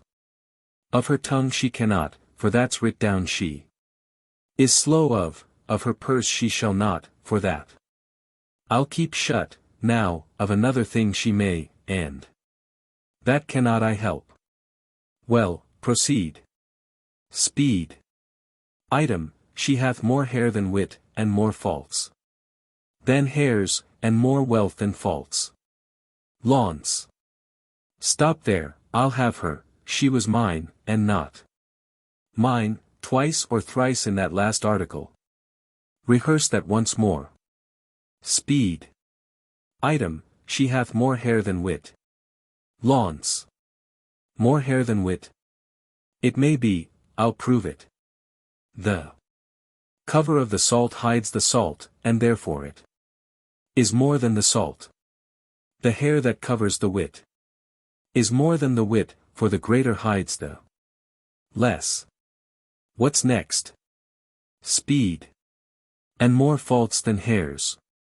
Launce. That's monstrous, oh, that were out. Speed. And more wealth than faults. Launce. Why, that word makes the faults gracious. Well, I'll have her, and if it be a match, as nothing is impossible. Speed. What then? Launce. Why, then will I tell thee that thy master stays for thee at the north gate. Speed. For me. Launce. For thee. I, who art thou? He hath stayed for a better man than thee. Speed. And must I go to him? Launce. Thou must run to him, for thou hast stayed so long. That going will scarce serve the turn. Speed. Why didst not tell me sooner? Pox of your love letters. Exit. Launce. Now will he be swinged for reading my letter, an unmannerly slave, that will thrust himself into secrets. I'll after, to rejoice in the boy's correction. Exit. Scene 2. The same. The Duke's palace. Enter Duke and Thurio. Duke. Sir Thurio, fear not but that she will love you. Now Valentine is banished from her sight. Thurio. Since his exile she hath despised me most. Forsworn my company and railed at me. That I am desperate of obtaining her. Duke. This weak impress of love is as a figure trenched in ice, which with an hour's heat dissolves to water and doth lose his form. A little time will melt her frozen thoughts, and worthless Valentine shall be forgot. Enter Proteus. How now, Sir Proteus? Is your countryman, according to our proclamation, gone? Proteus. Gone, my good lord. Duke. My daughter takes his going grievously. Proteus. A little time, my lord, will kill that grief. Duke. So I believe. But Thurio thinks not so. Proteus, the good conceit I hold of thee, for thou hast shown some sign of good desert, makes me the better to confer with thee. Proteus. Longer than I prove loyal to your grace. Let me not live to look upon your grace. Duke. Thou knowst how willingly I would effect the match between Sir Thurio and my daughter. Proteus. I do, my lord. Duke. And also, I think, thou art not ignorant how she opposes her against my will. Proteus. She did, my lord, when Valentine was here. Duke. Ay, and perversely she perseveres so. What might we do to make the girl forget the love of Valentine and love Sir Thurio? Proteus. The best way is to slander Valentine with falsehood, cowardice and poor descent. 3 things that women highly hold in hate. Duke. Ay, but she'll think that it is spoken hate. Proteus. Ay, if his enemy deliver it. Therefore it must with circumstance be spoken by one whom she estimeth as his friend. Duke. Then you must undertake to slander him. Proteus. And that, my lord, I shall be loath to do. 'Tis an ill office for a gentleman, especially against his very friend. Duke. Where your good word cannot advantage him, your slander never can endamage him. Therefore the office is indifferent, being entreated to it by your friend. Proteus. You have prevailed, my lord, if I can do it. By aught that I can speak in his dispraise. She shall not long continue love to him. But say this weet her love from Valentine. It follows not that she will love Sir Thurio. Thurio. Therefore, as you unwind her love from him, lest it should revel and be good to none, you must provide to bottom it on me. Which must be done by praising me as much as you in worth dispraise Sir Valentine. Duke. And, Proteus, we dare trust you in this kind.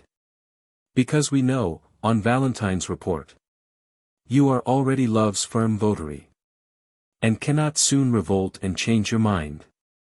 Upon this warrant shall you have access, where you with Silvia may confer at large. For she is lumpish, heavy, melancholy. And, for your friend's sake, will be glad of you, where you may temper her by your persuasion to hate young Valentine and love my friend. Proteus. As much as I can do, I will effect. But you, Sir Thurio, are not sharp enough. You must lay lime to tangle her desires by wailful sonnets, whose composed rhymes should be full fraught with serviceable vows. Duke. Ay. Much is the force of heaven-bred poesy. Proteus. Say that upon the altar of her beauty you sacrifice your tears, your sighs, your heart. Write till your ink be dry, and with your tears moist it again, and frame some feeling line that may discover such integrity. For Orpheus' lute was strung with poet's sinews, whose golden touch could soften steel and stones, make tigers tame and huge leviathans forsake unsound deeps to dance on sands.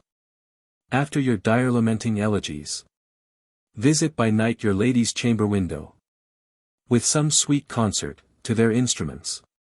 Tune a deploring dump, the night's dead silence will well become such sweet complaining grievance. This, or else nothing, will inherit her. Duke. This discipline shows thou hast been in love. Thurio. And thy advice this night I'll put in practice. Therefore, sweet Proteus, my direction giver, let us into the city presently, to sort some gentlemen well skilled in music. I have a sonnet that will serve the turn, to give the onset to thy good advice. Duke. About it, gentlemen. Proteus. We'll wait upon your grace till after supper, and afterward determine our proceedings. Duke. Even now about it. I will pardon you. Exeunt. Act 4. Scene 1. The frontiers of Mantua. A forest. Enter certain outlaws. First outlaw. Fellows, stand fast, I see a passenger. Second outlaw. If there be 10, shrink not, but down with M. Enter Valentine and Speed. Third outlaw. Stand, sir, and throw us that you have about ye. If not, we'll make you sit and rifle you. Speed. Sir, we are undone, these are the villains. That all the travelers do fear so much. Valentine. My friends. First outlaw. That's not so, sir, we are your enemies. Second outlaw. Peace. We'll hear him. Third outlaw. I, by my beard, will we, for he's a proper man. Valentine. Then know that I have little wealth to lose. A man I am crossed with adversity. My riches are these poor habiliments. Of which if you should here disfurnish me, you take the sum and substance that I have. Second outlaw. Whither travel you? Valentine. To Verona. First outlaw. Whence came you? Valentine. From Milan. Third outlaw. Have you long sojourned there? Valentine. Some 16 months, and longer might have stayed, if crooked fortune had not thwarted me. First outlaw. What, were you banished thence? Valentine. I was. Second outlaw. For what offense? Valentine. For that which now torments me to rehearse. I killed a man, whose death I much repent. Booty yet I slew him manfully in fight, without false vantage or base treachery. First outlaw. Why, ne'er repent it, if it were done so. But were you banished for so small a fault? Valentine. I was, and held me glad of such a doom. Second outlaw. Have you the tongues? Valentine. My youthful travel therein made me happy, or else I often had been miserable. Third outlaw. By the bare scalp of Robin Hood's fat friar, this fellow were a king for our wild faction. First outlaw. We'll have him. Sirs, a word. Speed. Master, be one of them, it's an honorable kind of thievery. Valentine. Peace, villain. Second outlaw. Tell us this, have you anything to take to? Valentine. Nothing but my fortune. Third outlaw. Know, then, that some of us are gentlemen. Such as the fury of ungoverned youth. Thrust from the company of awful men. Myself was from Verona banished, for practicing to steal away a lady, an heir, and near allied unto the duke. Second outlaw. And I from Mantua, for a gentleman, who, in my mood, I stabbed unto the heart. First outlaw.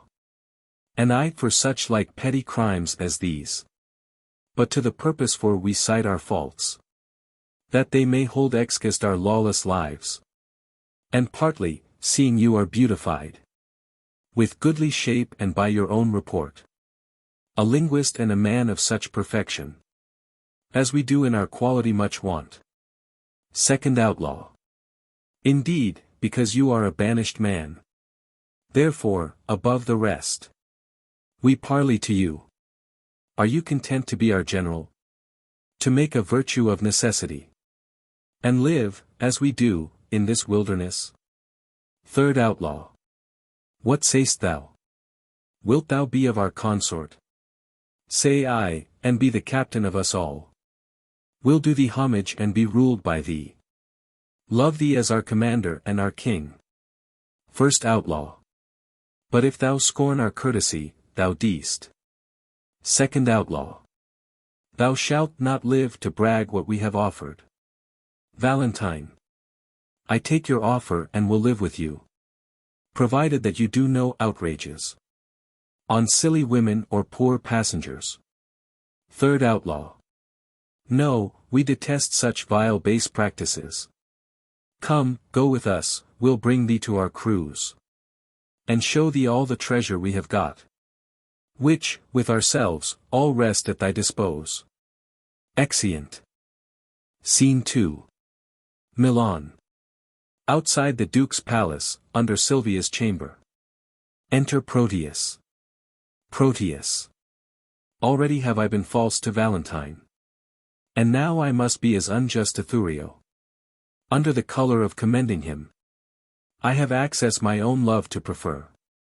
But Silvia is too fair, too true, too holy, to be corrupted with my worthless gifts.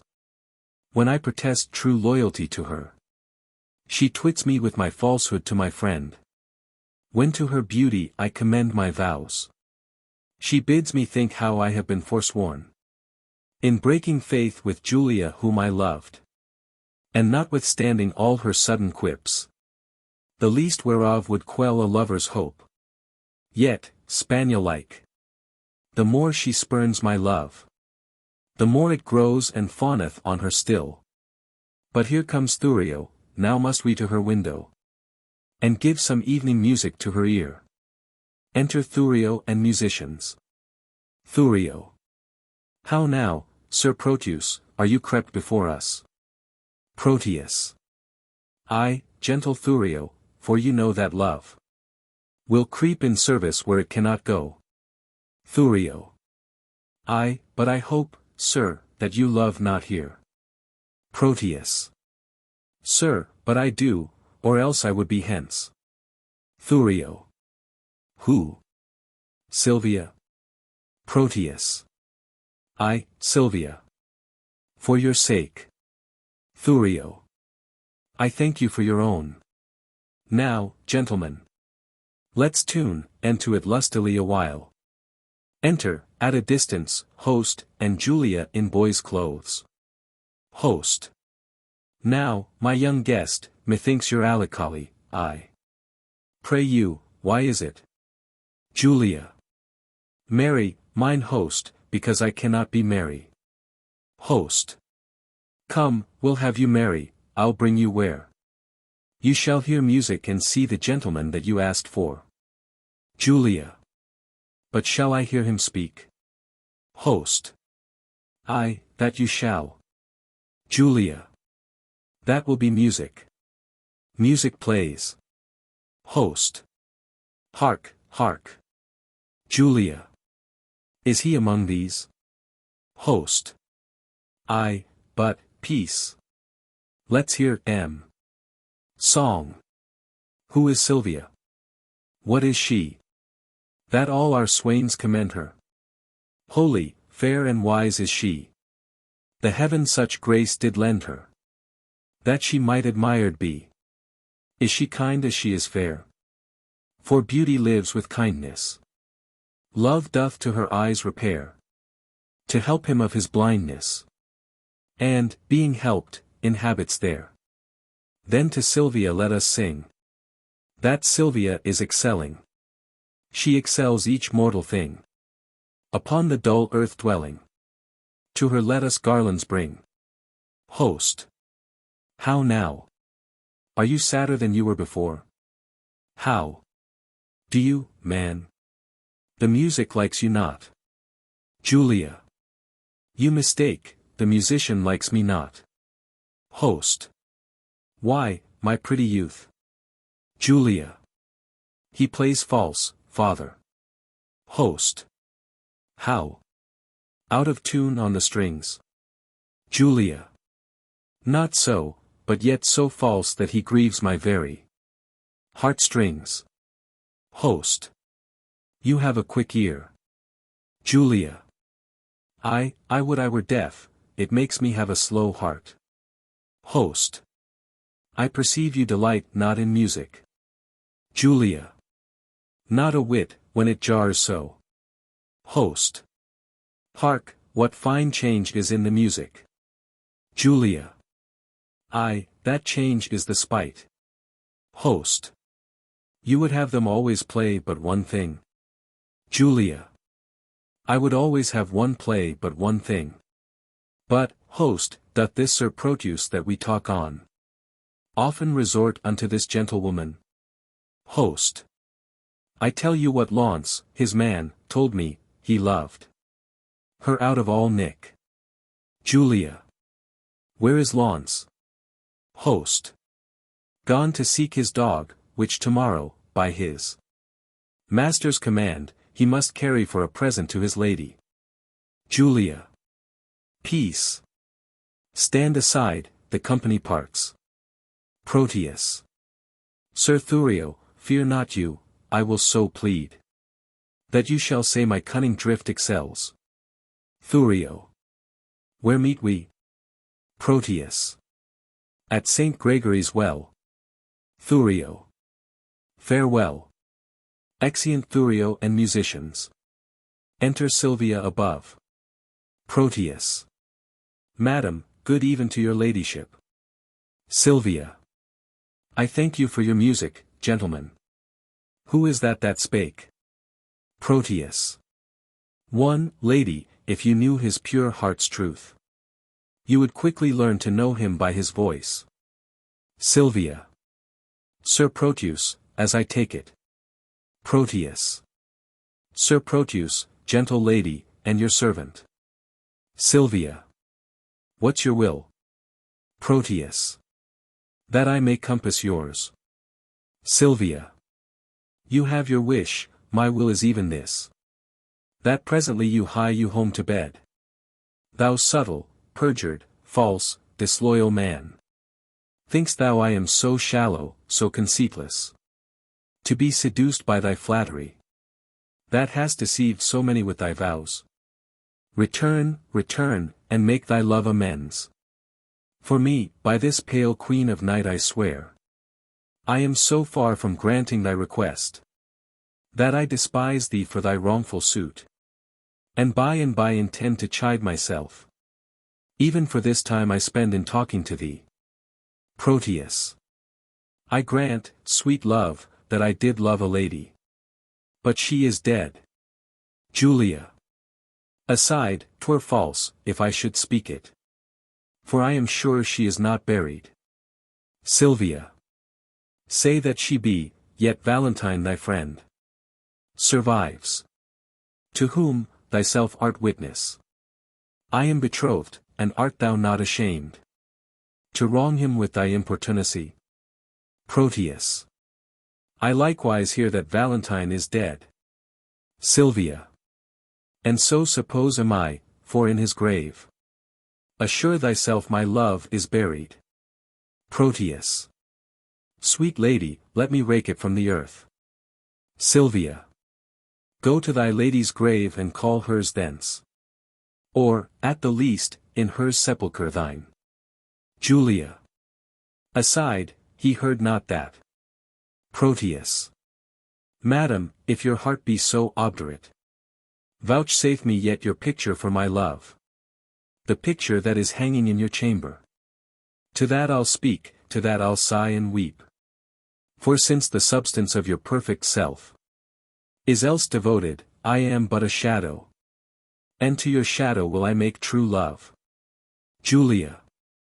Aside, if 'twere a substance, you would, sure, deceive it. And make it but a shadow, as I am. Silvia. I am very loath to be your idol, sir. But since your falsehood shall become you well, to worship shadows and adore false shapes, send to me in the morning and I'll send it. And so, good rest. Proteus. As wretches have o'ernight, that wait for execution in the morn. Exeunt Proteus and Silvia severally. Julia. Host, will you go? Host. By my halidom, I was fast asleep. Julia. Pray you, where lies Sir Proteus? Host. Mary, at my house. Trust me, I think 'tis almost day. Julia. Not so. But it hath been the longest night, that e'er I watched, and the most heaviest. Exeunt. Scene 3.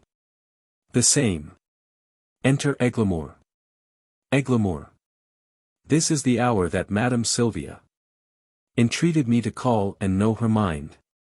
There's some great matter she'll employ me in. Madam, madam. Enter Silvia above. Silvia. Who calls? Eglamour. Your servant and your friend. One that attends your ladyship's command. Silvia. Sir Eglamour, 1,000 times good morrow. Eglamour. As many, worthy lady, to yourself. according to your ladyship's impose. I am thus early come to know what service it is your pleasure to command me in. Silvia. O Eglamour, thou art a gentleman. Think not I flatter, for I swear I do not. Valiant, wise, remorseful, well accomplished. Thou art not ignorant what dear good will I bear unto the banished Valentine. Nor how my father would enforce me marry. Vain Thurio, whom my very soul abhors.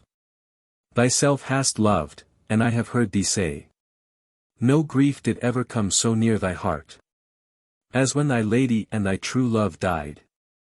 Upon whose grave thou vowedst pure chastity. Sir Eglamour, I would to Valentine. To Mantua, where I hear he makes abode. And, for the ways are dangerous to pass, I do desire thy worthy company. Upon whose faith and honor I repose. Urge not my father's anger, Eglamour. But think upon my grief, a lady's grief. And on the justice of my flying hence. To keep me from a most unholy match, which heaven and fortune still rewards with plagues. I do desire thee, even from a heart as full of sorrows as the sea of sands, to bear me company and go with me.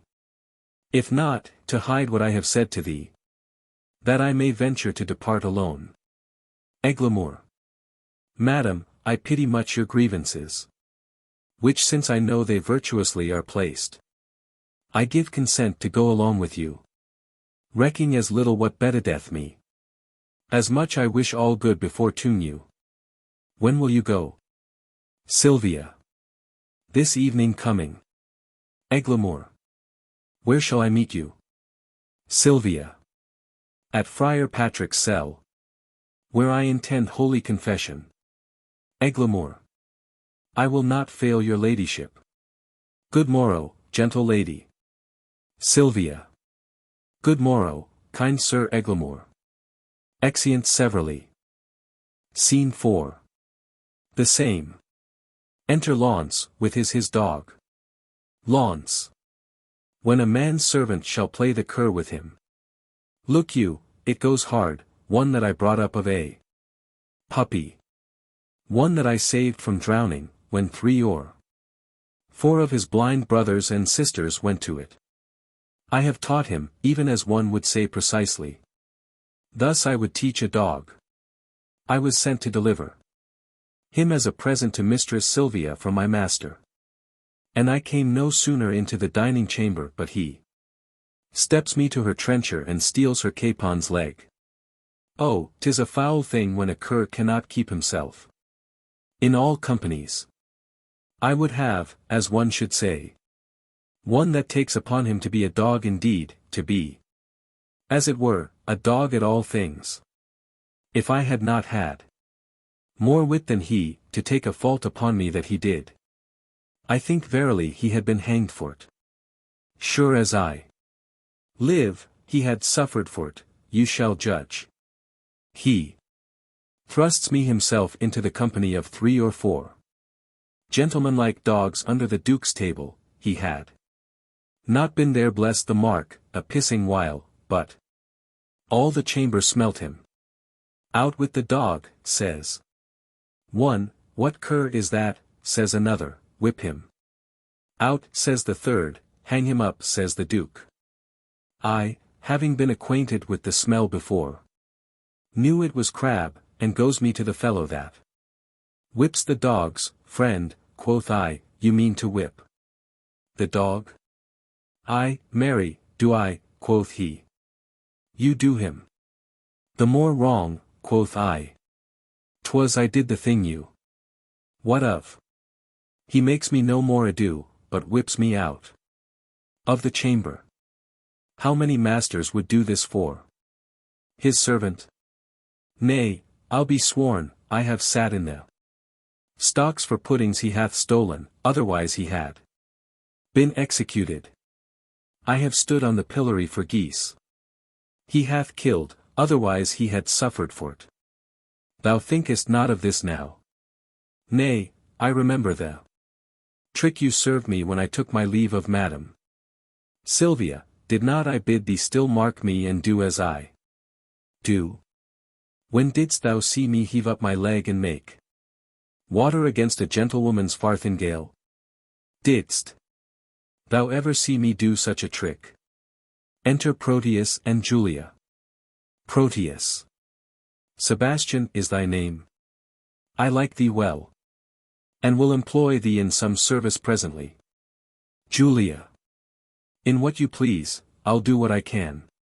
Proteus. I hope thou wilt. To Launce. How now, you whoreson peasant? Where have you been these 2 days loitering? Launce. Marry, sir, I carried Mistress Silvia the dog you bade me. Proteus. And what says she to my little jewel? Launce. Marry, she says your dog was a cur, and tells you currish thanks is good enough for such a present. Proteus. But she received my dog. Launce. No, indeed, did she not. Here have I brought him back again. Proteus. What, didst thou offer her this from me? Launce. I, sir, the other squirrel was stolen from me by the hangman boys in the marketplace, and then I offered her mine own, who is a dog as big as 10 of yours, and therefore the gift the greater. Proteus. Go get thee hence, and find my dog again, or ne'er return again into my sight. Away, I say. Stay'st thou to vex me here? Exit Launce. A slave, that still an end turns me to shame. Sebastian, I have entertained thee. Partly that I have need of such a youth, that can with some discretion do my business. For 'tis no trusting to yond foolish lout, but chiefly for thy face and thy behavior, which, if my augury deceive me not, witness good bringing up, fortune and truth. Therefore know thou, for this I entertain thee. Go presently and take this ring with thee. Deliver it to Madam Silvia. She loved me well, delivered it to me. Julia. It seems you loved not her, to leave her token. She is dead, belike. Proteus. Not so, I think she lives. Julia. Alas. Proteus. Why dost thou cry, alas? Julia. I cannot choose but pity her. Proteus. Wherefore shouldst thou pity her? Julia. Because methinks that she loved you as well as you do love your lady Silvia. She dreams of him that has forgot her love. You dote on her that cares not for your love. 'Tis pity love should be so contrary, and thinking of it makes me cry, alas. Proteus. Well, give her that ring and therewithal this letter. That's her chamber. Tell my lady I claim the promise for her heavenly picture. Your message done, hie home unto my chamber, where thou shalt find me, sad and solitary. Exit. Julia. How many women would do such a message? Alas, poor Proteus. Thou hast entertained a fox to be the shepherd of thy lambs. Alas, poor fool. Why do I pity him? That with his very heart despiseth me. Because he loves her, he despiseth me. Because I love him I must pity him. This ring I gave him when he parted from me, to bind him to remember my good will. And now am I, unhappy messenger, to plead for that which I would not obtain, to carry that which I would have refused, to praise his faith which I would have dispraised. I am my master's true confirmed love, but cannot be true servant to my master, unless I prove false traitor to myself. Yet will I woo for him, but yet so coldly, as, heaven it knows, I would not have him speed. Enter Silvia, attended. Gentlewoman, good day. I pray you, be my mean, to bring me where to speak with Madam Silvia. Silvia. What would you with her, if that I be she? Julia. If you be she, I do entreat your patience. To hear me speak the message I am sent on. Silvia. From whom? Julia. From my master, Sir Proteus, madam. Silvia. Oh, he sends you for a picture. Julia. I, madam. Silvia. Ursula, bring my picture here. Go give your master this, tell him from me. One Julia, that his changing thoughts forget. Would better fit his chamber than this shadow. Julia. Madam, please you peruse this letter. Pardon me, madam. I have unadvised. Delivered you a paper that I should not. This is the letter to your ladyship. Silvia. I pray thee, let me look on that again. Julia. It may not be, good madam, pardon me. Silvia. There, hold. I will not look upon your master's lines. I know they are stuffed with protestations. And full of new-found oaths, which he will break. As easily as I do tear his paper. Julia. Madam, he sends your ladyship this ring. Silvia. The more shame for him that he sends it me. For I have heard him say 1,000 times. His Julia gave it him at his departure. Though his false finger have profaned the ring. Mine shall not do his Julia so much wrong. Julia. She thanks you. Silvia. What say'st thou? Julia. I thank you, madam, that you tender her. Poor gentlewoman. My master wrongs her much. Silvia. Dost thou know her? Julia. Almost as well as I do know myself. To think upon her woes I do protest. That I have wept 100 several times. Silvia. Belike she thinks that Proteus hath forsook her. Julia. I think she doth, and that's her cause of sorrow. Silvia. Is she not passing fair? Julia.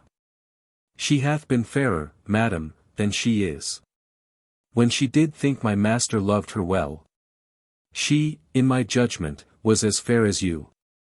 But since she did neglect her looking-glass, and threw her sun-expelling mask away, the air hath starved the roses in her cheeks, and pinched the lily tincture of her face, that now she is become as black as I. Silvia. How tall was she? Julia. About my stature. For at Pentecost, when all our pageants of delight were played, our youth got me to play the woman's part. And I was trimmed in Madame Julia's gown, which served me as fit, by all men's judgments, as if the garment had been made for me. Therefore I know she is about my height. And at that time I made her weep a good. For I did play a lamentable part. Madam, 'twas Ariadne passioning. For Theseus' perjury and unjust flight, which I so lively acted with my tears, that my poor mistress, moved therewithal, wept bitterly. And would I might be dead, if I in thought felt not her very sorrow. Silvia.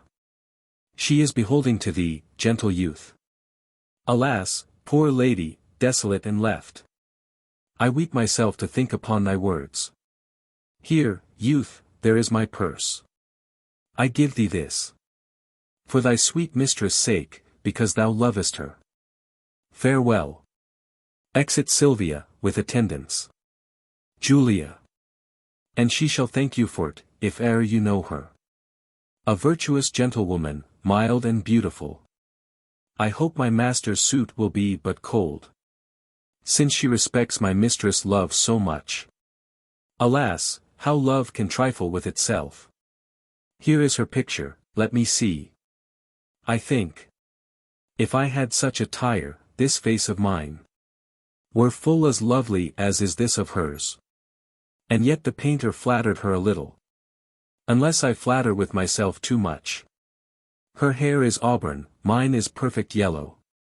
If that be all the difference in his love, I'll get me such a colored periwig. Her eyes are gray as glass, and so are mine. Ay, but her forehead's low, and mine's as high. What should it be that he respects in her? But I can make respective in myself. If this fond love were not a blinded god. Come, shadow, come and take this shadow up. For 'tis thy rival. O thou senseless form! Thou shalt be worshipped, kissed, loved and adored. And, were there sense in his idolatry, my substance should be statue in thy stead. I'll use thee kindly for thy mistress' sake, that used me so. Or else, by Jove I vow, I should have scratched out your unseeing eyes, to make my master out of love with thee. Exit. Act 5. Scene 1. Milan. An abbey. Enter Eglamour. Eglamour. The sun begins to gild the western sky. And now it is about the very hour that Silvia, at Friar Patrick's cell, should meet me. She will not fail, for lovers break not hours, unless it be to come before their time. So much they spur their expedition. See where she comes. Enter Silvia. Lady, a happy evening. Silvia. Amen, amen. Go on, good Eglamour. Out at the postern by the abbey wall. I fear I am attended by some spies. Eglamour. Fear not, the forest is not 3 leagues off. If we recover that, we are sure enough. Exeunt. Scene 2. The same. The Duke's palace. Enter Thurio, Proteus, and Julia. Thurio. Sir Proteus, what says Silvia to my suit? Proteus. Oh, sir, I find her milder than she was. And yet she takes exceptions at your person. Thurio. What, that my leg is too long? Proteus. No, that it is too little. Thurio. I'll wear a boot, to make it somewhat rounder. Julia. Aside, but love will not be spurred to what it loathes. Thurio. What says she to my face? Proteus. She says it is a fair one. Thurio. Nay then, the wanton lies, my face is black. Proteus. But pearls are fair, and the old saying is, black men are pearls in beauteous ladies' eyes. Julia. Aside, 'tis true. Such pearls as put out ladies' eyes. For I had rather wink than look on them. Thurio. How likes she my discourse? Proteus. Ill, when you talk of war. Thurio. But well, when I discourse of love and peace. Julia. Aside, but better, indeed, when you hold your peace. Thurio. What says she to my valor? Proteus. Oh, sir, she makes no doubt of that. Julia. Aside, she needs not, when she knows it cowardice. Thurio.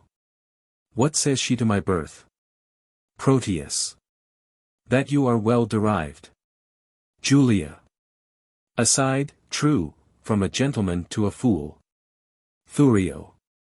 Considers she my possessions? Proteus. Oh, aye, and pities them. Thurio. Wherefore? Julia. Aside, that such an ass should owe them. Proteus. That they are out by lease. Julia. Here comes the Duke. Enter Duke. Duke. How now, Sir Proteus? How now, Thurio? Which of you saw Sir Eglamour of late? Thurio. Not I. Proteus. Nor I. Duke. Saw you my daughter? Proteus. Neither. Duke. Why then? She's fled unto that peasant Valentine. And Eglamour is in her company. 'Tis true, for Friar Lawrence met them both, as he in penance wandered through the forest. Him he knew well, and guessed that it was she. But, being masked, he was not sure of it. Besides, she did intend confession. At Patrick's cell this even, and there she was not. These likelihoods confirm her flight from hence. Therefore, I pray you, stand not to discourse. But mount you presently and meet with me. Upon the rising of the mountain foot. That leads towards Mantua, whither they are fled. Dispatch, sweet gentlemen, and follow me. Exit. Thurio. Why, this it is to be a peevish girl. That flies her fortune when it follows her. I'll after, more to be revenged on Eglamour. Than for the love of reckless Silvia. Exit. Proteus. And I will follow, more for Silvia's love. Than hate of Eglamour that goes with her. Exit. Julia. And I will follow, more to cross that love. Than hate for Silvia that is gone for love. Exit. Scene 3. The frontiers of Mantua. The forest. Enter outlaws with Silvia. First outlaw. Come, come. Be patient, we must bring you to our captain. Silvia. 1,000 more mischances than this one. Have learned me how to brook this patiently. Second outlaw. Come, bring her away. First outlaw. Where is the gentleman that was with her? Third outlaw. Being nimble-footed, he hath outrun us. But Moises and Valerius follow him. Go thou with her to the west end of the wood. There is our captain, we'll follow him that's fled. The thicket is beset, he cannot 'scape. First outlaw. Come, I must bring you to our captain's cave. Fear not, he bears an honorable mind. And will not use a woman lawlessly. Silvia. O Valentine, this I endure for thee. Exeunt. Scene 4. Another part of the forest. Enter Valentine. Valentine. How use doth breed a habit in a man. This shadowy desert, unfrequented woods. I better brook than flourishing peopled towns. Here can I sit alone, unseen of any. And to the nightingale's complaining notes. Tune my distresses and record my woes. O thou that dost inhabit in my breast. Leave not the mansion so long tenantless. Lest, growing ruinous, the building fall. And leave no memory of what it was. Repair me with thy presence, Silvia. Thou gentle nymph, cherish thy forlorn swain. What hallooing and what stir is this today? These are my mates, that make their wills their law. Have some unhappy passenger in chase. They love me well, yet I have much to do. To keep them from uncivil outrages. Withdraw thee, Valentine, who's this comes here? Enter Proteus, Silvia, and Julia. Proteus. Madam, this service I have done for you. Though you respect not aught your servant doth. To hazard life and rescue you from him. That would have forced your honor and your love. Vouchsafe me, for my meed, but one fair look. A smaller boon than this I cannot beg. And less than this, I am sure, you cannot give. Valentine. Aside, how like a dream is this I see and hear. Love, lend me patience to forbear a while. Silvia. O miserable, unhappy that I am. Proteus. Unhappy were you, madam, ere I came. But by my coming I have made you happy. Silvia. By thy approach thou makest me most unhappy. Julia. Aside, and me, when he approacheth to your presence. Silvia. Had I been seized by a hungry lion, I would have been a breakfast to the beast.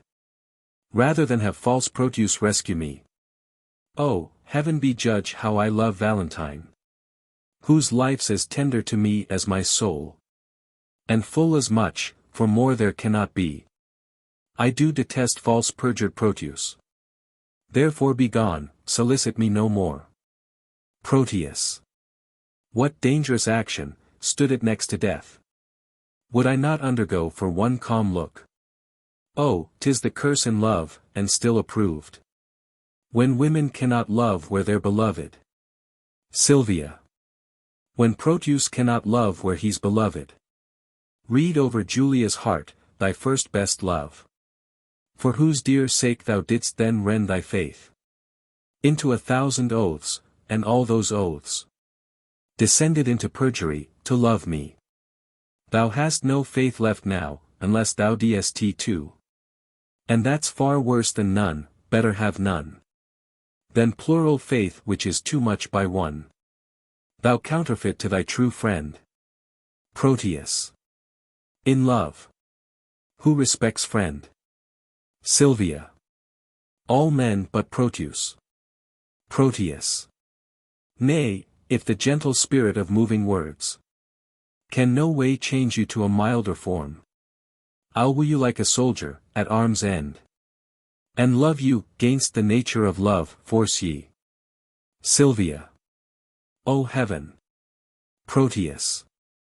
I'll force thee yield to my desire. Valentine. Ruffian, let go that rude uncivil touch. Thou friend of an ill fashion. Proteus. Valentine. Valentine. Thou common friend, that's without faith or love. For such is a friend now. Treacherous man. Thou hast beguiled my hopes, not but mine eye could have persuaded me, now I dare not say. I have one friend alive, thou wouldst disprove me. Who should be trusted, when one's own right hand is perjured to the bosom? Proteus. I am sorry I must never trust thee more. But count the world a stranger for thy sake. The private wound is deepest, O time most accursed. Mongst all foes that a friend should be the worst. Proteus. My shame and guilt confounds me. Forgive me, Valentine, if hearty sorrow be a sufficient ransom for offense. I tender tea here, I do as truly suffer as ere I did commit. Valentine. Then I am paid. And once again I do receive the honest, who by repentance is not satisfied, is nor of heaven nor earth, for these are pleased. By penitence the Eternal's wrath's appeased. And, that my love may appear plain and free, all that was mine in Silvia I give thee. Julia. O me unhappy. Swoons. Proteus. Look to the boy. Valentine. Why, boy? Why, wag? How now? What's the matter? Look up, speak. Julia.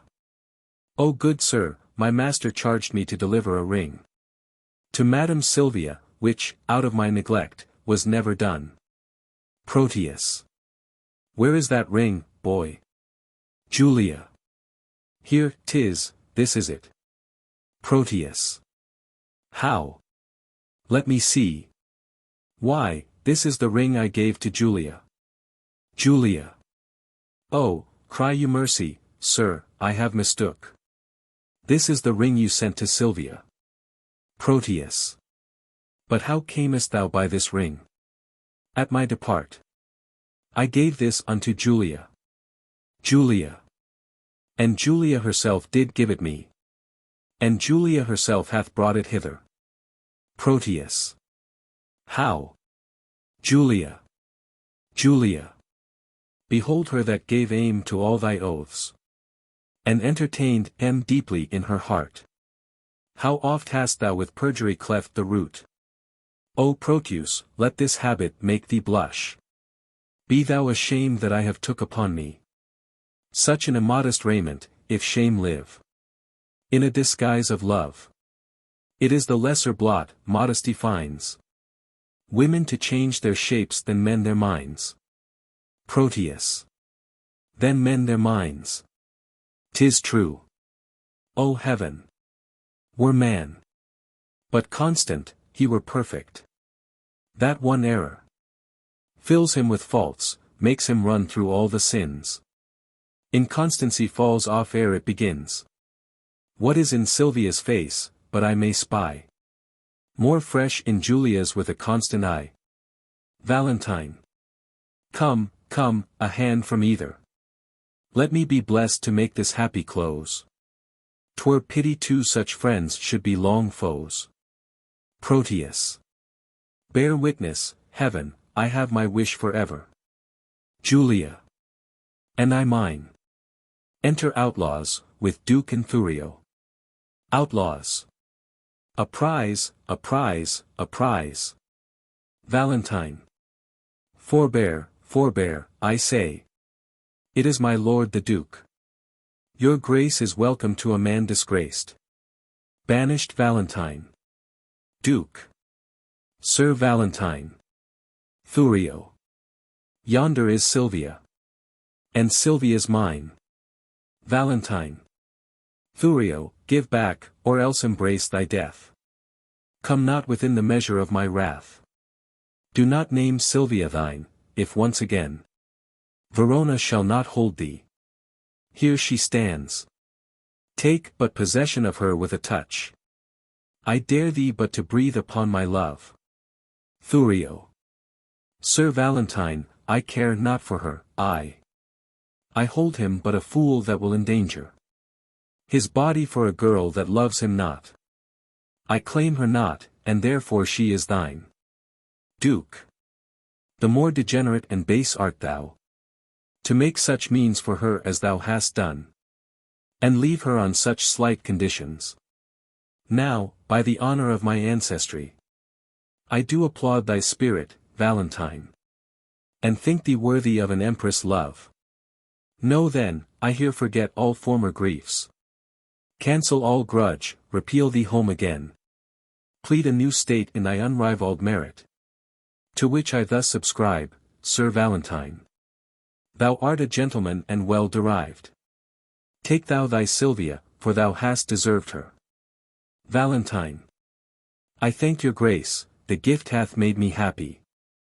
I now beseech you, for your daughter's sake, to grant one boon that I shall ask of you. Duke. I grant it, for thine own, whatever it be. Valentine. These banished men that I have kept withal are men endued with worthy qualities. Forgive them what they have committed here, and let them be recalled from their exile. They are reformed, civil, full of good, and fit for great employment. Worthy lord. Duke. Thou hast prevailed, I pardon them and thee. Dispose of them as thou know'st their deserts. Come, let us go, we will include all jars. With triumphs, mirth and rare solemnity. Valentine. And, as we walk along, I dare be bold with our discourse to make your grace to smile. What think you of this page, my lord? Duke. I think the boy hath grace in him, he blushes. Valentine. I warrant you, my lord, more grace than boy. Duke. What mean you by that saying? Valentine. Please you, I'll tell you as we pass along, that you will wonder what hath fortuned. Come, Proteus. 'Tis your penance but to hear the story of your loves discovered. That done, our day of marriage shall be yours. One feast, one house, one mutual happiness. Exeunt.